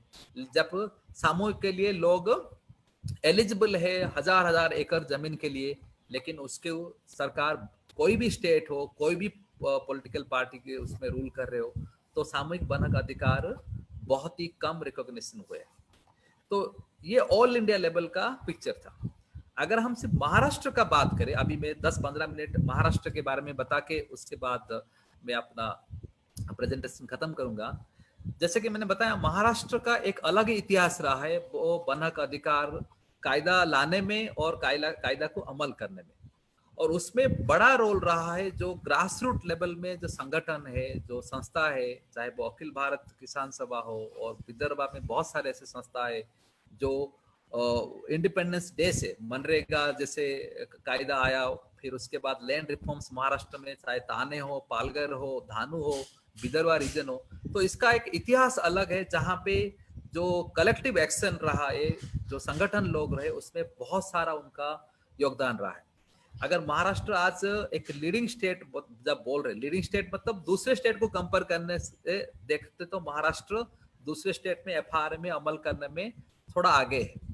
और ये आगे होने का कारण श्रेय, बहुत सारा श्रेय जाता है जो ग्रास रूट लेवल के संगठन है। तो ये ग्रास रूट लेवल संगठन अगर महाराष्ट्र के जो 5 रीजन को अगर हम देखें, चाहे कोंकण हो, नासिक हो, मराठवाड़ा हो, पुणे हो, विदर्भा हो, जब व्यक्तिगत अधिकार का बात आता है तो पालघर डिस्ट्रिक्ट में बहुत अच्छा व्यक्तिगत अधिकार का अमल हुआ है पूरा महाराष्ट्र में व्यक्तिगत अधिकार। उसके बाद अगर हम देखें तो नासिक में बहुत अच्छा व्यक्तिगत अधिकार, नंदुरबार में बहुत अच्छा व्यक्तिगत अधिकार का स्वीकृति मिला है। जब सामूहिक वन हक अधिकार का बात आता है, मैं अपना पीपीटी शेयर नहीं कर पा रहा हूँ, लेकिन वो मैं कविता जी को भेज रहा हूँ। हमारा पूरा रिपोर्ट जो महाराष्ट्र का है वो आपके साथ शेयर करें, ताकि हमने उसमें क्या किया, हमने डिस्ट्रिक्ट वाइज एक एनालिसिस किए है, कौन सा डिस्ट्रिक्ट में कितने सारे आज तक दावे हुए हैं, कितने दावे को स्वीकृति मिले हैं, कितने दावे को रिजेक्शन हुए हैं, कितने दावे पेंडिंग पड़े हैं। अगर हम पूरे महाराष्ट्र में भी देखें, फिर से यहाँ पे एक हमारे सामने ये निकल के आ रहा है कि महाराष्ट्र में भी जो 36 डिस्ट्रिक्ट है, ऐसे बहुत सारे डिस्ट्रिक्ट में भी महाराष्ट्र में ये अमल नहीं हो रहा है। जैसे कि मैं आपके सामने ये रखना चाहता हूँ, महाराष्ट्र में आप ले लीजिए ऐसे बहुत सारे डिस्ट्रिक्ट है, जैसे कि बीड, जालना, लातूर, ओस्मानाबाद, परवानी, रत्नागिरी, सिंदूर, सोलापुर, ये 10 डिस्ट्रिक्ट में एक भी बना कायदा अभी तक दावे नहीं डाला गया है, स्वीकृति भी नहीं मिला है। तो बाकी जो 26 जिला रहा है महाराष्ट्र में, उसमें से 20 जिला में ही बनक अधिकार का स्वीकृति हुआ है। उसमें से मैं ये बताना चाहता हूं आप लोगों को, महाराष्ट्र में जैसे कि पूरे देश भर में मैंने बताया 19 लाख का व्यक्तिगत अधिकार मिला है। उस 19 लाख में से अगर महाराष्ट्र का हम देखें, व्यक्तिगत अधिकार 1,23,380 व्यक्तिगत अधिकार मिला है। और सामूहिक अधिकार महाराष्ट्र में 7,909 गांव को सामूहिक बनक अधिकार मिला है। महाराष्ट्र का अगर हम एवरेज एरिया ले ले तो महाराष्ट्र का जो डाटा सेट है, नेशनल लेवल डाटा सेट से ये दिखाता है कि नेशनल लेवल पे व्यक्तिगत अधिकार के लिए एवरेज एरिया था 2.18 एकड़, लेकिन महाराष्ट्र में थोड़ा ज्यादा है, उसमें 2.24 एकड़। और सामूहिक अधिकार का हम बात करें तो महाराष्ट्र में एवरेज CFR जो सामूहिक वन अधिकार जो मिला है गांव को, वो 372 एकड़ मिला है, जब नेशनल लेवल पे 115 एकड़ है। लेकिन विद इन महाराष्ट्र में आपका वेरिएशन दिख रहा है। और ये जो वेरिएशन दिख रहा है, जब हम व्यक्तिगत का बात करते हैं, पालघर डिस्ट्रिक्ट में आज तक 60,304 दावे हुए हैं। उसमें से 29,505 मतलब 50% दावे को स्वीकृति मिल चुका है और बाकी सब दावे अभी तक पेंडिंग पड़ा है। तो ये एक हमारे जितने सारे संगठन और जो संस्था के लोग काम करते हैं, पालघर तो लीडिंग डिस्ट्रिक्ट है, लेकिन पेंडिंग भी बहुत ही पालघर में अभी तक पड़े हुए। और पालघर का अगर हम एरिया भी देख ले, अभी तक 28,154 एकड़ का जमीन मिला है। तो ये थोड़ा निराशजनक इसलिए है क्योंकि एवरेज एरिया अगर हम देख लिए पालघर डिस्ट्रिक्ट में 1 एकड़ कुछ ऐसे 2 एकड़ से कम है। तो ये एक निराशजनक है जब लोग 4 एकड़ 6 एकड़ 8 एकड़ दावे डाले हैं, लेकिन उनको डेसिमल और 1 एकड़ ऐसे जमीन मिला है। पालघर तो हाईएस्ट दिखा रहा है टाइटल मिलने में, लेकिन जब जमीन का बात आ जाता है, लोगों ने दावे जितने डाले हैं उतना दावे उनको जमीन उनको नहीं मिला है। उसके बाद अगर हम देखें व्यक्तिगत में, नासिक में और धुले और नंदुरबार, ये जो टॉप 5 डिस्ट्रिक्ट महाराष्ट्र में है व्यक्तिगत अधिकार में, पालघर, गडचिरोली, नासिक, धुले, नंदुरबार, ये 5 डिस्ट्रिक्ट में व्यक्तिगत अधिकार का अमल बहुत अच्छा हुआ है। जहां पे अगर हम पूरे महाराष्ट्र की बात करें, यहाँ पे 1,23,000 का मैं बात कर रहा था पूरा महाराष्ट्र में, लेकिन ये 5 डिस्ट्रिक्ट में ही 91,676 दावे मिल चुके हैं। लेकिन इसमें भी पेंडिंग पड़े जो है, जो पेंडिंग जो है वहां पे भी हमें बहुत सारा ध्यान देना है। पेंडिंग क्लेम्स इतने पड़े क्यों है, और ये पेंडिंग सिर्फ आज के क्लेम्स नहीं है, ये पेंडिंग 10 साल से अगर हम देखें 2012 से ये क्लेम पेंडिंग पड़े हैं। और ये जो रैली हुआ सर जो बता रहे थे मार्च 2018 में, उस रैली के टाइम पे थोड़ा आगे बहुत आगे टाइटल मिला पालघर में, लेकिन उसके बाद पूरा प्रक्रिया फिर से बंद हो गया है। तो इसके लिए हमें थोड़ा ध्यान देना है कि इतने सारे पेंडिंग क्लेम क्यों पड़े हैं। ये पालघर, नासिक, धुले, नंदुरबार। और नंदुरबार का एक अच्छी बात यह है, पूरा देश भर में अगर देखें नंदुरबार में जो एरिया मिला है, रिकॉग्नाइज एरिया हाईएस्ट है 4.26 मिला है IFR के लिए। पूरे देश भर में नंदुरबार डिस्ट्रिक्ट में हाईएस्ट एवरेज एरिया अगर निकाले, देश भर में 2.18 एकड़ है, लेकिन नंदुरबार में 4.26 है। तो ये एक पॉजिटिव साइड है नंदुरबार का, नासिक का भी, पालघर का। लेकिन पेंडिंग क्लेम्स बहुत पड़े हुए। अगर हम रीजन वाइज देखें तो बहुत ही निराशजनक है, पुणे और मराठवाड़ा रीजन में बहुत सारे IFR के पेंडिंग क्लेम पड़े हुए। और रिजेक्शन रेट भी देखे, ज्यादा रिजेक्शन जो अगर हम देखें मराठवाड़ा एंड पुणे डिस्ट्रिक्ट में ज्यादा रिजेक्टेड हुए हैं। नासिक के भी रिजेक्शन रेट भी हाई है, लेकिन पूरे महाराष्ट्र में मराठवाड़ा रीजन में बहुत ही रिजेक्टेड है। ओवरऑल अगर पूरा महाराष्ट्र को देखें, अगर लीडिंग स्टेट होने के बाद भी महाराष्ट्र में 64% क्लेम्स जो है वो रिजेक्टेड हुए हैं। ये एक बहुत ही चैलेंजिंग टास्क है, ये रिजेक्टेड क्यों हुए और ये रिजेक्टेड जो हुआ है उसके लिए कारण क्या दिया गया है, ये हमें डिस्ट्रिक्ट लेवल, तहसील लेवल पे हमें ये इंक्वायरी करना है, एविडेंस जनरेट करना है। डिस्ट्रिक्ट जब रिजेक्ट करता है तो कौन सा कारण पे रिजेक्ट हुआ है। और जो हमारा स्टडी बताता है, रिजेक्शन बहुत सारे जगह पे गलत इंटरप्रिटेशन करके वो रिजेक्ट किया गया है। जैसे कि मैंने बताया, कभी कभी ऑफिसर लोग इंसिस्ट करते हैं कि आपका सैटेलाइट इमेज क्यों नहीं है। कानून में कहीं पे नहीं लिखा गया है कि कोई भी एक पर्टिकुलर एविडेंस पे सरकारी ऑफिस इंसिस्ट नहीं कर सकते, चाहे कोई भी 2 एविडेंस वो दे सकते हैं, लेकिन कुछ कुछ जगह पे ये बताया जा रहा है कि आपका सैटेलाइट इमेज क्यों नहीं है, आपका ये डॉक्यूमेंट ओरिजिनल डॉक्यूमेंट्स क्यों नहीं है, ये फोटोकॉपी आपका ठीक से क्यों नहीं दिख रहा है। इस तरह से टेक्निकल ग्राउंड पे रिजेक्ट किया गया है बहुत सारे जगह पे। और उस एरिया पे संगठन, अखिल भारतीय सेवा संस्था हो और जो भी संगठन काम करे, ये उस पर थोड़ा ध्यान देना चाहिए कि रिजेक्टेड क्लेम कौन सा कारण पे रिजेक्ट किया गया है। अगर रिजेक्ट किया गया है, अगर वो टेक्निकल ग्राउंड है, अगर रिजेक्ट किया भी गया है, वो इन राइटिंग वो दिया गया है कि नहीं जो क्लेमेंट को, वो हमें काम करना बहुत जरूरी है। उसके बाद अगर हम देखें जो पूरे महाराष्ट्र में रिजेक्शन भी देखे, जिसमें बता रहा था, ये 5 डिस्ट्रिक्ट तो हाईएस्ट है, लेकिन ये 5 डिस्ट्रिक्ट में भी रिजेक्शन रेट बहुत ही है। जैसे कि हमारा डाटा सेट दिखा रहा है, नंदुरबार में तो एवरेज एरिया हाईएस्ट है पूरा देश भर में, लेकिन 78% क्लेम्स रिजेक्टेड हुए हैं नंदुरबार में। नासिक में 64% क्लेम्स रिजेक्टेड हुए हैं, पालघर में 45% रिजेक्टेड हुए हैं, और चंद्रपुर गढ़चिरौली में देखे तो वहां पे 78%। तो हाईएस्ट रिजेक्टेड हुए हैं चंद्रपुर, नंदुरबार, नासिक, पालघर एंड गढ़चिरौली। तो ये हमें थोड़ा ध्यान देना है, इसमें रिजेक्शन होने का कारण क्या है।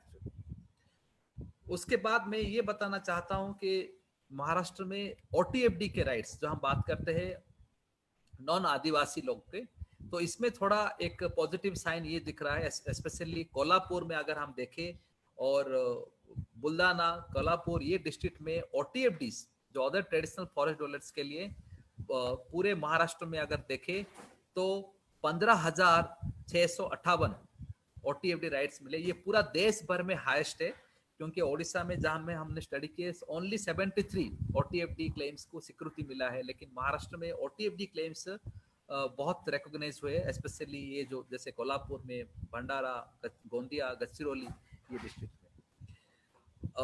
तो पूरे 12 साल का अगर हम एक्सपीरियंस देखें महाराष्ट्र में, इसमें रिजेक्शन रेट बहुत ही हाई है। लीडिंग स्टेट है, लेकिन रिजेक्शन रेट बहुत हाई है। रिजेक्शन किया गया है, लेकिन कोई एक्सप्लेनेशन और कम्युनिकेशन बिना देखे क्लेमेंट को बहुत सारे जगह में रिजेक्ट हुए। पेंडिंग क्लेम्स बहुत सारे डिस्ट्रिक्ट में पड़े हुए, बहुत सालों तक कोई डिस्कशन नहीं हो रहा है, चर्चा नहीं हो रहा है। और उसमें हम ये भी देख रहे डिफरेंस है, वहां पे जो लोग क्लेम किए थे जो रिकॉग्नाइज हुआ है, लोग 5 एकड़ क्लेम किए थे, 2 एकड़ मिल रहा है, और बाकी 3 एकड़ उसमें क्या हो रहा है, वो जमीन पे सिक्योरिटी क्यों नहीं दिया जा रहा है, वो है। और जहां जहां पे भी क्लेम्स मिला है, वो क्लेम्स को जब मुझे व्यक्तिगत अधिकार मिला, जैसे लैंड रिफॉर्म्स में केरला में, वेस्ट बंगाल में, जो एक मॉडल उदाहरण रूप आता है हमारे पास, और आंध्र प्रदेश में जहां पे लैंड रिफॉर्म्स, जब भूमि अधिकार मिला लोगों को, उसके बाद सरकार ने वहां पे डीप इरिगेशन का हो, सीड फर्टिलाइजर का हो, लैंड लेवलिंग का स्कीम्स वगैरह बहुत सारे इंट्रोड्यूस किया गया। और बहुत सारे ऐसे स्टडीज है जो दिखाता है कि लैंड रिफॉर्म्स के बाद जैसे पर कैपिटा इनकम कैसे बढ़ा वहां पे, और पर कैपिटा जो यील्डिंग था वो कैसे बढ़ा। लेकिन इस तरह अगर देखें, महाराष्ट्र में 1,23,000 लोगों को तो व्यक्तिगत अधिकार मिला है, लेकिन मिलने के बाद वो भूमि समतलीकरण करने के लिए सीड फर्टिलाइजर देना और डीप इरिगेशन फैसिलिटी देना, ये सब काम बहुत ही कम हुआ है। तो इसके लिए भी हमें, क्योंकि वन अधिकार मिलना और मिलने के बाद उसमें से उनका आमदनी बढ़ाना भी एक उसका ऑब्जेक्टिव है, जो सेक्शन 16 में लिखा गया वन का अधिकार। उसके बाद जो रिकॉर्ड ऑफ राइट्स, अधिकार मिलने के बाद ये कायदा में लिखा गया है विद इन 45 डेज पे जो स्टेट के रेवेन्यू लैंड कोड है उसके हिसाब से, और फॉरेस्ट लॉ जो है उसके हिसाब से उसको रिकॉर्ड ऑफ राइट्स देना है। क्योंकि जैसे रिकॉर्ड ऑफ राइट्स मिलेगा, उनको बहुत सारे गवर्नमेंट के स्कीम्स मिल सकते हैं। जैसे कि मान लो कभी बारिश हुआ और ड्राउट के टाइम पे खेती का जो नुकसान होता है, उसी टाइम पे जो गवर्नमेंट का मुआवजा मिलता है, कॉम्पेंसेशन मिलता है, वो रिकॉर्ड ऑफ राइट्स होगा तो वो उनको मिल सकता है। बहुत सारे जगह में बाउंड्री डिमार्केशन नहीं हुआ है, मुझे तो 2 एकड़ दिया गया है 5 एकड़ में से, लेकिन वो 2 एकड़ कहाँ पे मुझे पता नहीं, वो कौन सा साइड से है, उसका नॉर्थ ईस्ट साउथ वेस्ट क्या है, कहाँ पे मैं अपना कैपिटल इन्वेस्टमेंट करना चाहता हूँ तो कहाँ करूँ, तो ये कोई क्लैरिटी उसमें भी नहीं है। और बहुत सारे जैसे मनरेगा हो, बहुत सारे स्कीम्स है, उसको कैसे इंटीग्रेट करना है जिनको अधिकार मिला है, उस पर भी कोई सोच रखा नहीं गया है, और जहां जहां पे हुआ है बहुत ही कम हुआ है। तो फाइनली मैं ये बताना चाहता हूँ कि ये पूरा जो महाराष्ट्र का अगर हम बात रखें वन का अधिकार में, पूरे देश भर में अगर देखा जाए तो महाराष्ट्र एक लीडिंग स्टेट है, लेकिन विद इन महाराष्ट्र में बहुत सारे वेरिएशन में है। IFR में देखा जाए तो पालघर, नासिक, नंदुरबार में वन अधिकार मिला है, लेकिन वहां पे भी पेंडिंग रिजेक्टेड रेट बहुत ही हाई है। तो वहां पे हमें बहुत ज्यादा ध्यान देना है। जहां जहां पे रिजेक्टेड हुआ है उसको कैसे रिव्यू करना है, वहां पे भी हमें डिस्कशन करना है ऑफिसर के साथ, और जिनको मिल चुका है उनका बाउंड्री डिमार्केशन होना बहुत जरूरी है, क्योंकि कल अगर उनको कोई स्कीम मिलेगा नहीं, तो वो अगर खुद अपना इन्वेस्टमेंट करना चाहते हैं तो उनको भी पता नहीं है 2 एकड़ जमीन उनका कहाँ मिला है, मैप नहीं है। जैसे कि कुछ जगह पे मैं यहाँ पे दिखा नहीं सकता हूँ, उड़ीसा और दूसरी जगह पे वो मैप डिमार्केशन करके दिया गया है, ताकि उनका जमीन का बाउंड्री उनको पता है। अगर वो लैंड लेवलिंग करना चाहते हैं खुद के लेबर से और मनरेगा काम से जो भी है, तो वो अपना एक प्लान बना सकते हैं। लेकिन जब आपके पास ये बाउंड्री डिमार्केशन नहीं है, तो आप कैसे इन्वेस्टमेंट करेंगे? अगर आज इन्वेस्टमेंट आप यहाँ पे 2 एकड़ में कर रहे हैं, कल वो सरकार बोलेगा 2 एकड़ इधर नहीं, आपका उस साइड से है। तो इस तरह का वो सिचुएशन है ग्राउंड लेवल पे, जिसपे हमें बहुत सारा ध्यान देना है। तो इसके साथ मैं अपना प्रेजेंटेशन समाप्त करता हूँ, और अगर कोई सवाल जवाब हो तो मैं उसको क्लैरिफाई करने के लिए। थैंक यू डॉक्टर साहू, बहुत बढ़िया प्रेजेंटेशन रहा आपका। एक तरीके से वन हक्क कायदे के बारे में पूरी तरीके से जानकारी आपकी ओर से मिली। दूसरी चीज है कि हम लोग क्वेश्चन 1 बाय 1 लेंगे। यहाँ पे जो जूम पे जो लोग हैं जिनको क्वेश्चंस पूछने हैं वो हैंड रेज कर सकते हैं, और दूसरे जो है उसमें कि बाकी के जो लोग हैं फेसबुक पे भी लाइव क्वेश्चन पूछ सकते हैं, जो मैं साहू को यहाँ पे बता सकती हूँ। ठीक है, तो एक 1 बाय 1 क्वेश्चन हो गए। या किशन जी पूछ रहे कुछ? किशन जी, हाँ कॉमरेड किशन गुजर। हॅलो, हा कॉमरेड विचारा। ऐकायला येतं? हो येतं हो। हा, कॉम्रेड सावंतनी म्हणजे प्राध्यापक सावंतनी चांगल्या पद्धतीने मांडलं. त्याच्यात एक मुद्दा स्पष्ट करायला पाहिजे होता, तो झाला नाही.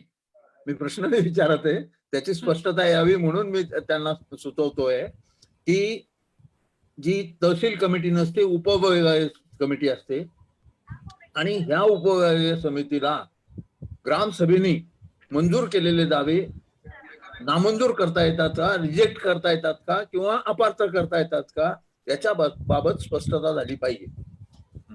माझ्या माहितीप्रमाणे ते ग्रामसभेने मंजूर केलेले दावे उपविभागीय समितीला रिजेक्ट करता येत नाहीत.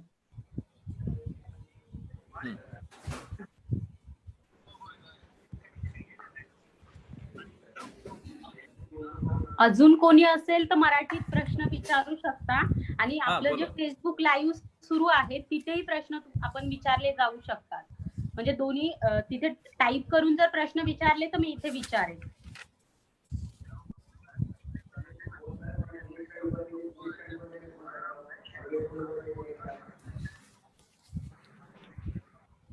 आई थिंक डॉक्टर साहू आपका प्रेजेंटेशन बहुत बढ़िया था, सबको बहुत अच्छी तरीके से समझ में आया, इसलिए बहुत ज्यादा क्वेश्चंस आई थिंक नहीं है। आपने जो भी एक्ट से रिलेटेड चीजें थी वो बहुत अच्छी तरीके से एक्सप्लेन करने की कोशिश की। आप अभी जो किशन गुजर ने सवाल पूछा उसके बारे में एक्सप्लेनेशन दीजिए। हाँ, तो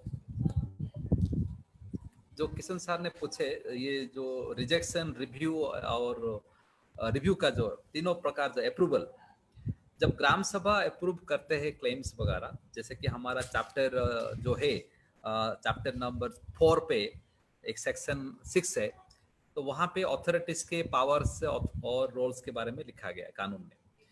तो उसमें ये है जब भी ग्राम सभा कोई भी रेजुलेशन पास करके अप्रूव करते हैं, स्वीकृति देते हैं, वो एचडीएलसी पे जाते हैं, एचडीएलसी पे।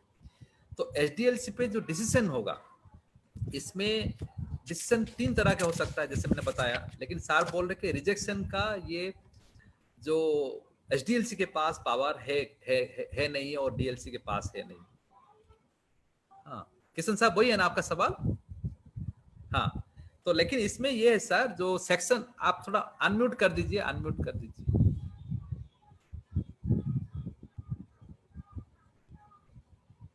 अच्छा, कॉम्रेड तो किसन गुजर, तुम्ही अनम्यूट करा.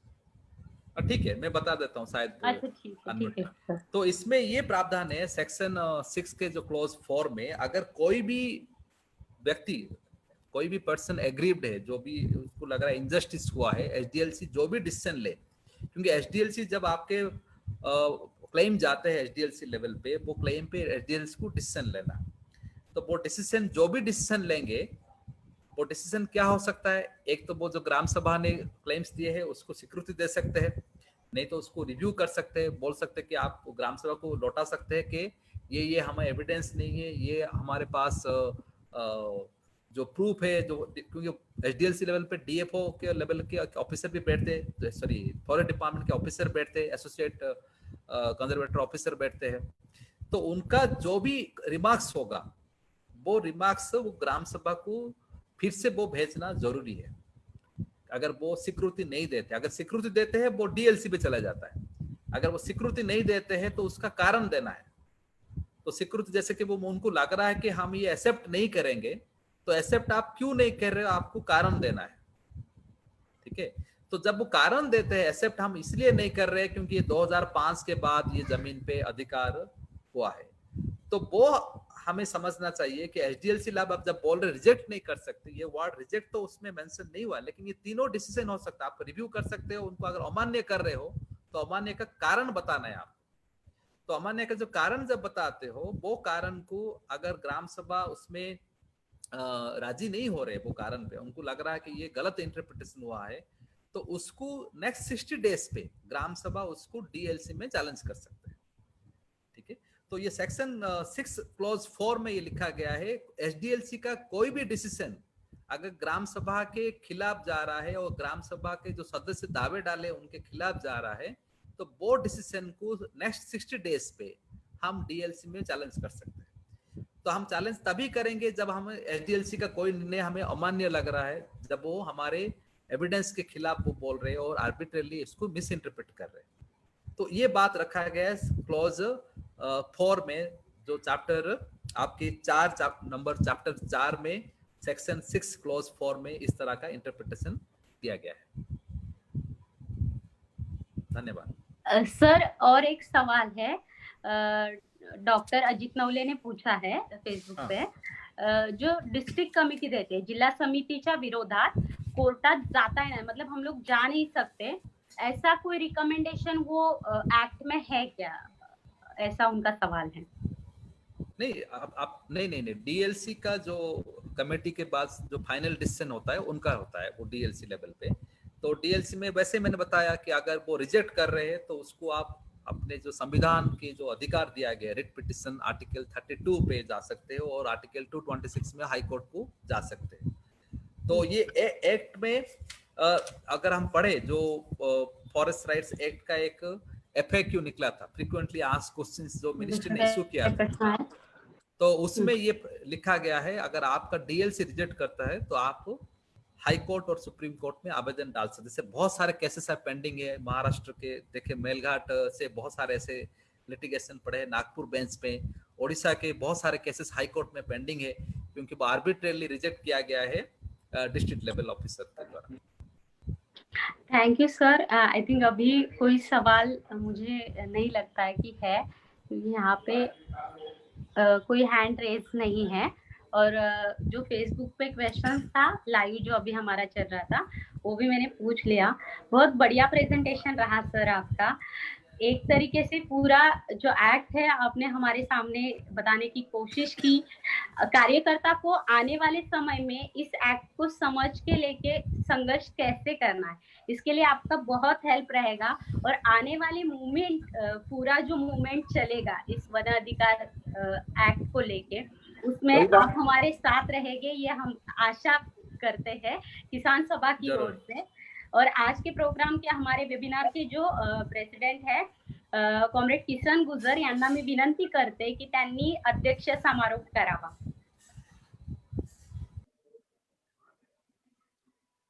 कॉम्रेड किसन गुजर. आज या वेबिनार मध्ये उपस्थित असलेले अखिल भारतीय किसान सभेचे राष्ट्रीय अध्यक्ष कॉम्रेड अशोक ढवळे, ज्यांनी वनाधिकार कायद्याबद्दल फार सुंदर आणि विस्तारपूर्वक माहिती दिली, ते प्राध्यापक गीतांजल साहू, आणि ह्या वेबिनार मध्ये फेसबुकद्वारे आणि प्रत्यक्ष सामील झालेले सर्व मित्र. खरं म्हणजे हा जो वनाधिकार कायदा राबवला, कॉम्रेड अशोक ढवळेंनी बरोबर सांगितलं की ही जमीन मालक खरा आदिवासी होता, परंतु त्याला तिथून हुसकावण्यात आलं. आणि आता ह्या 14 वर्षातही त्याला जो न्याय मिळाला पाहिजे होता तो मिळालेला नाहीये. आता ह्या कायद्यानुसार ह्या 12 वर्षामध्ये चूक कुठे झाली, जो मी प्रश्न विचारला होता त्यातच खरी चूक होती. आपण साहेबांनी स्पष्ट केलं, परंतु मी थोडं जास्त स्पष्ट करतो की ग्रामसभेने मंजूर केलेला दावा उपविभागीय समिती पडताळणी करेल, त्याच्यात ज्या त्रुटी असतील त्या त्रुटी दूर करण्यासाठी पुन्हा ग्रामसभेकडे वन हक्क समितीकडे पाठवेल, आणि त्या त्रुटी दूर होऊन आल्यानंतर ते परिपूर्ण दावे तपासून मंजुरीसाठी जिल्हास्तरीय समितीला पाठवेल, असं ते कायद्यात स्पष्ट होतं. जे दावे ग्रामसभेने नामंजूर केले तेच दावे फक्त अपील आलं तर ते अपील दूर करण्याची अधिकार उपविभागीय समितीला आहे. नेमकं काय झालं की तहसीलदार मार्फत हे सर्व दावे जे वन हक्क कमिटीकडून आले, तहसीलदार मार्फत सर्व फॉरेस्टकडे दिले. फॉरेस्टवाल्यांनी प्रत्यक्ष जमीन पाहणी न करता, म्हणजे स्थळ पाहणी न करता, फॉरेस्टवाल्यांनी ऑफिसमध्ये बसून जे कारणं दिली ती तद्दन खोटी, चुकीची आणि त्यांच्या पद्धतीने दिलेली आहे. आणि ते कशावरून सिद्ध होतं, तर त्यांनी दंडाच्या पावत्या दिल्या. कायदा म्हणतो 4 हेक्टर जमीन मिळाली पाहिजे.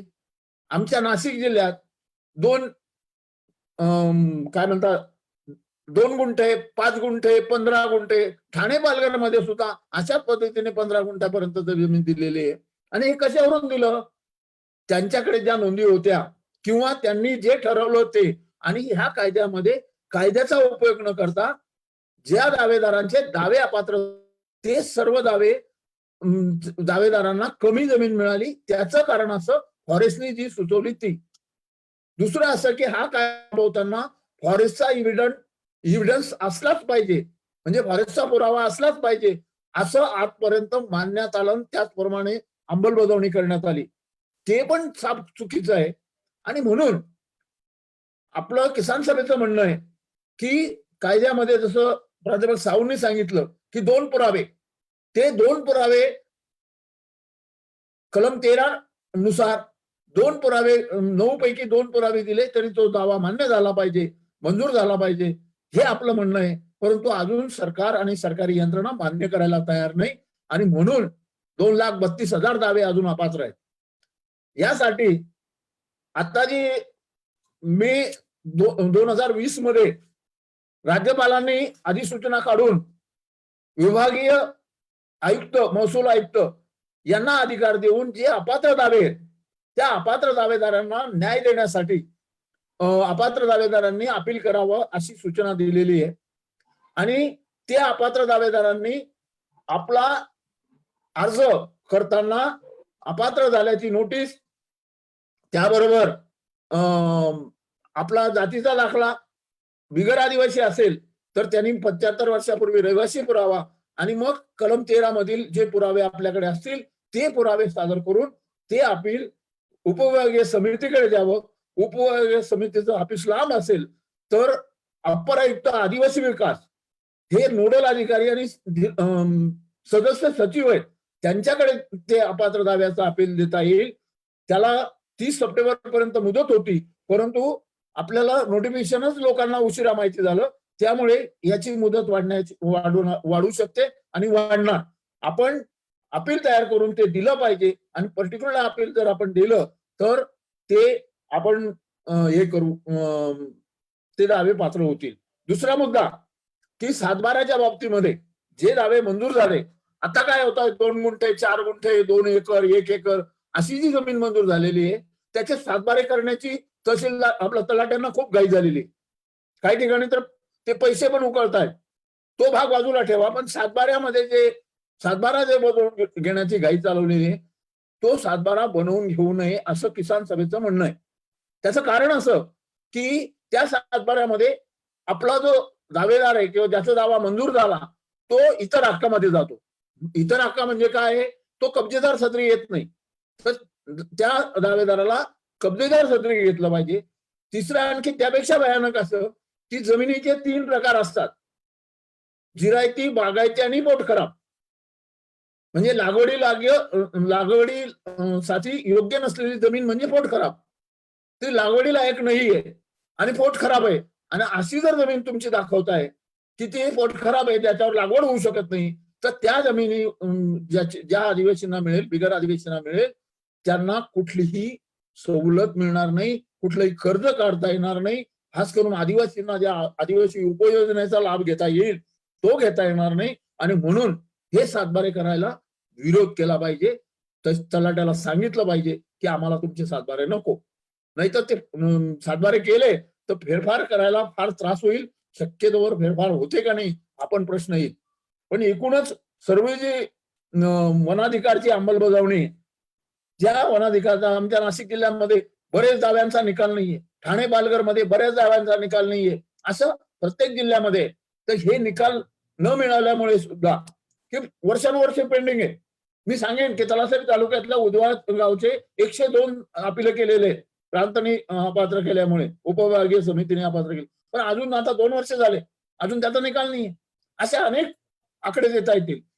म्हणून सर्व जिल्ह्यात जिथे जिथे वनाधिकारचा प्रश्न आहे सर्व जिल्ह्यांनी ही आपली किसान सभा मजबूत करणं, त्याच्यासाठी आपली किसान सभेची ताकद वाढवणं आणि ही ताकद वाढवताना लढाईची तयारी ठेवणं, तेव्हाच वनाधिकार कायद्याची कायद्यानुसार अंमलबजावणी होऊन जो दावेदार आहे ज्याच्याकडे वनजमीन ताब्यात आहे तो सर्व जमिनीचा मालक करण्याचं काम आपण संघटितद्वारे आणि एकत्र लढ्याद्वारे करू शकतो.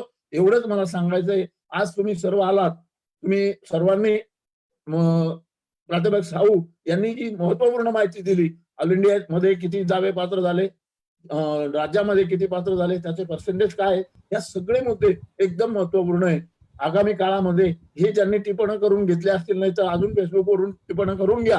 हे आपल्याला त्या त्या जिल्ह्यामध्ये हे सर्व उपयोगाला पडणार आहे. आणि आपण ही जी माहिती आहे ते जिल्हाधिकाऱ्यांशी किंवा त्या अधिकाऱ्यांशी बोलताना या माहितीचा उपयोग करून घेऊ शकतो. त्याबद्दल आपण प्राध्यापक साहूंना धन्यवाद देऊ. कॉम्रेड डॉक्टर अशोक ढवळे यांनी जे उद्घाटन केलं त्यांनाही धन्यवाद देतो. आपण सर्व उपस्थित झाला त्यांनाही धन्यवाद देतो आणि मी इथे थांबतो. इन्कलाब जिंदाबाद. Thank you comrade. एकूणच स्थानिक स्तरावरचा अनुभव आणि आत्ताची जी एकूण परिस्थिती आहे त्याबाबत आपण माहिती दिलीत आणि खूप सगळं एकूण कन्क्लुजन जे होतं म्हणजे साहूंनी जी मांडणी केली ना आत्ताच्या परिस्थितीमध्ये स्थानिक स्तरावर आपण जे काम करतोय किसान सभेच्या माध्यमातून त्याची माहिती मिळाली.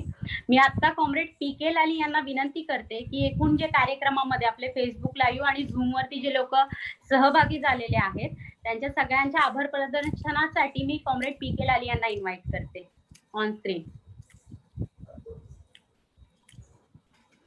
Comrade PK. लाली.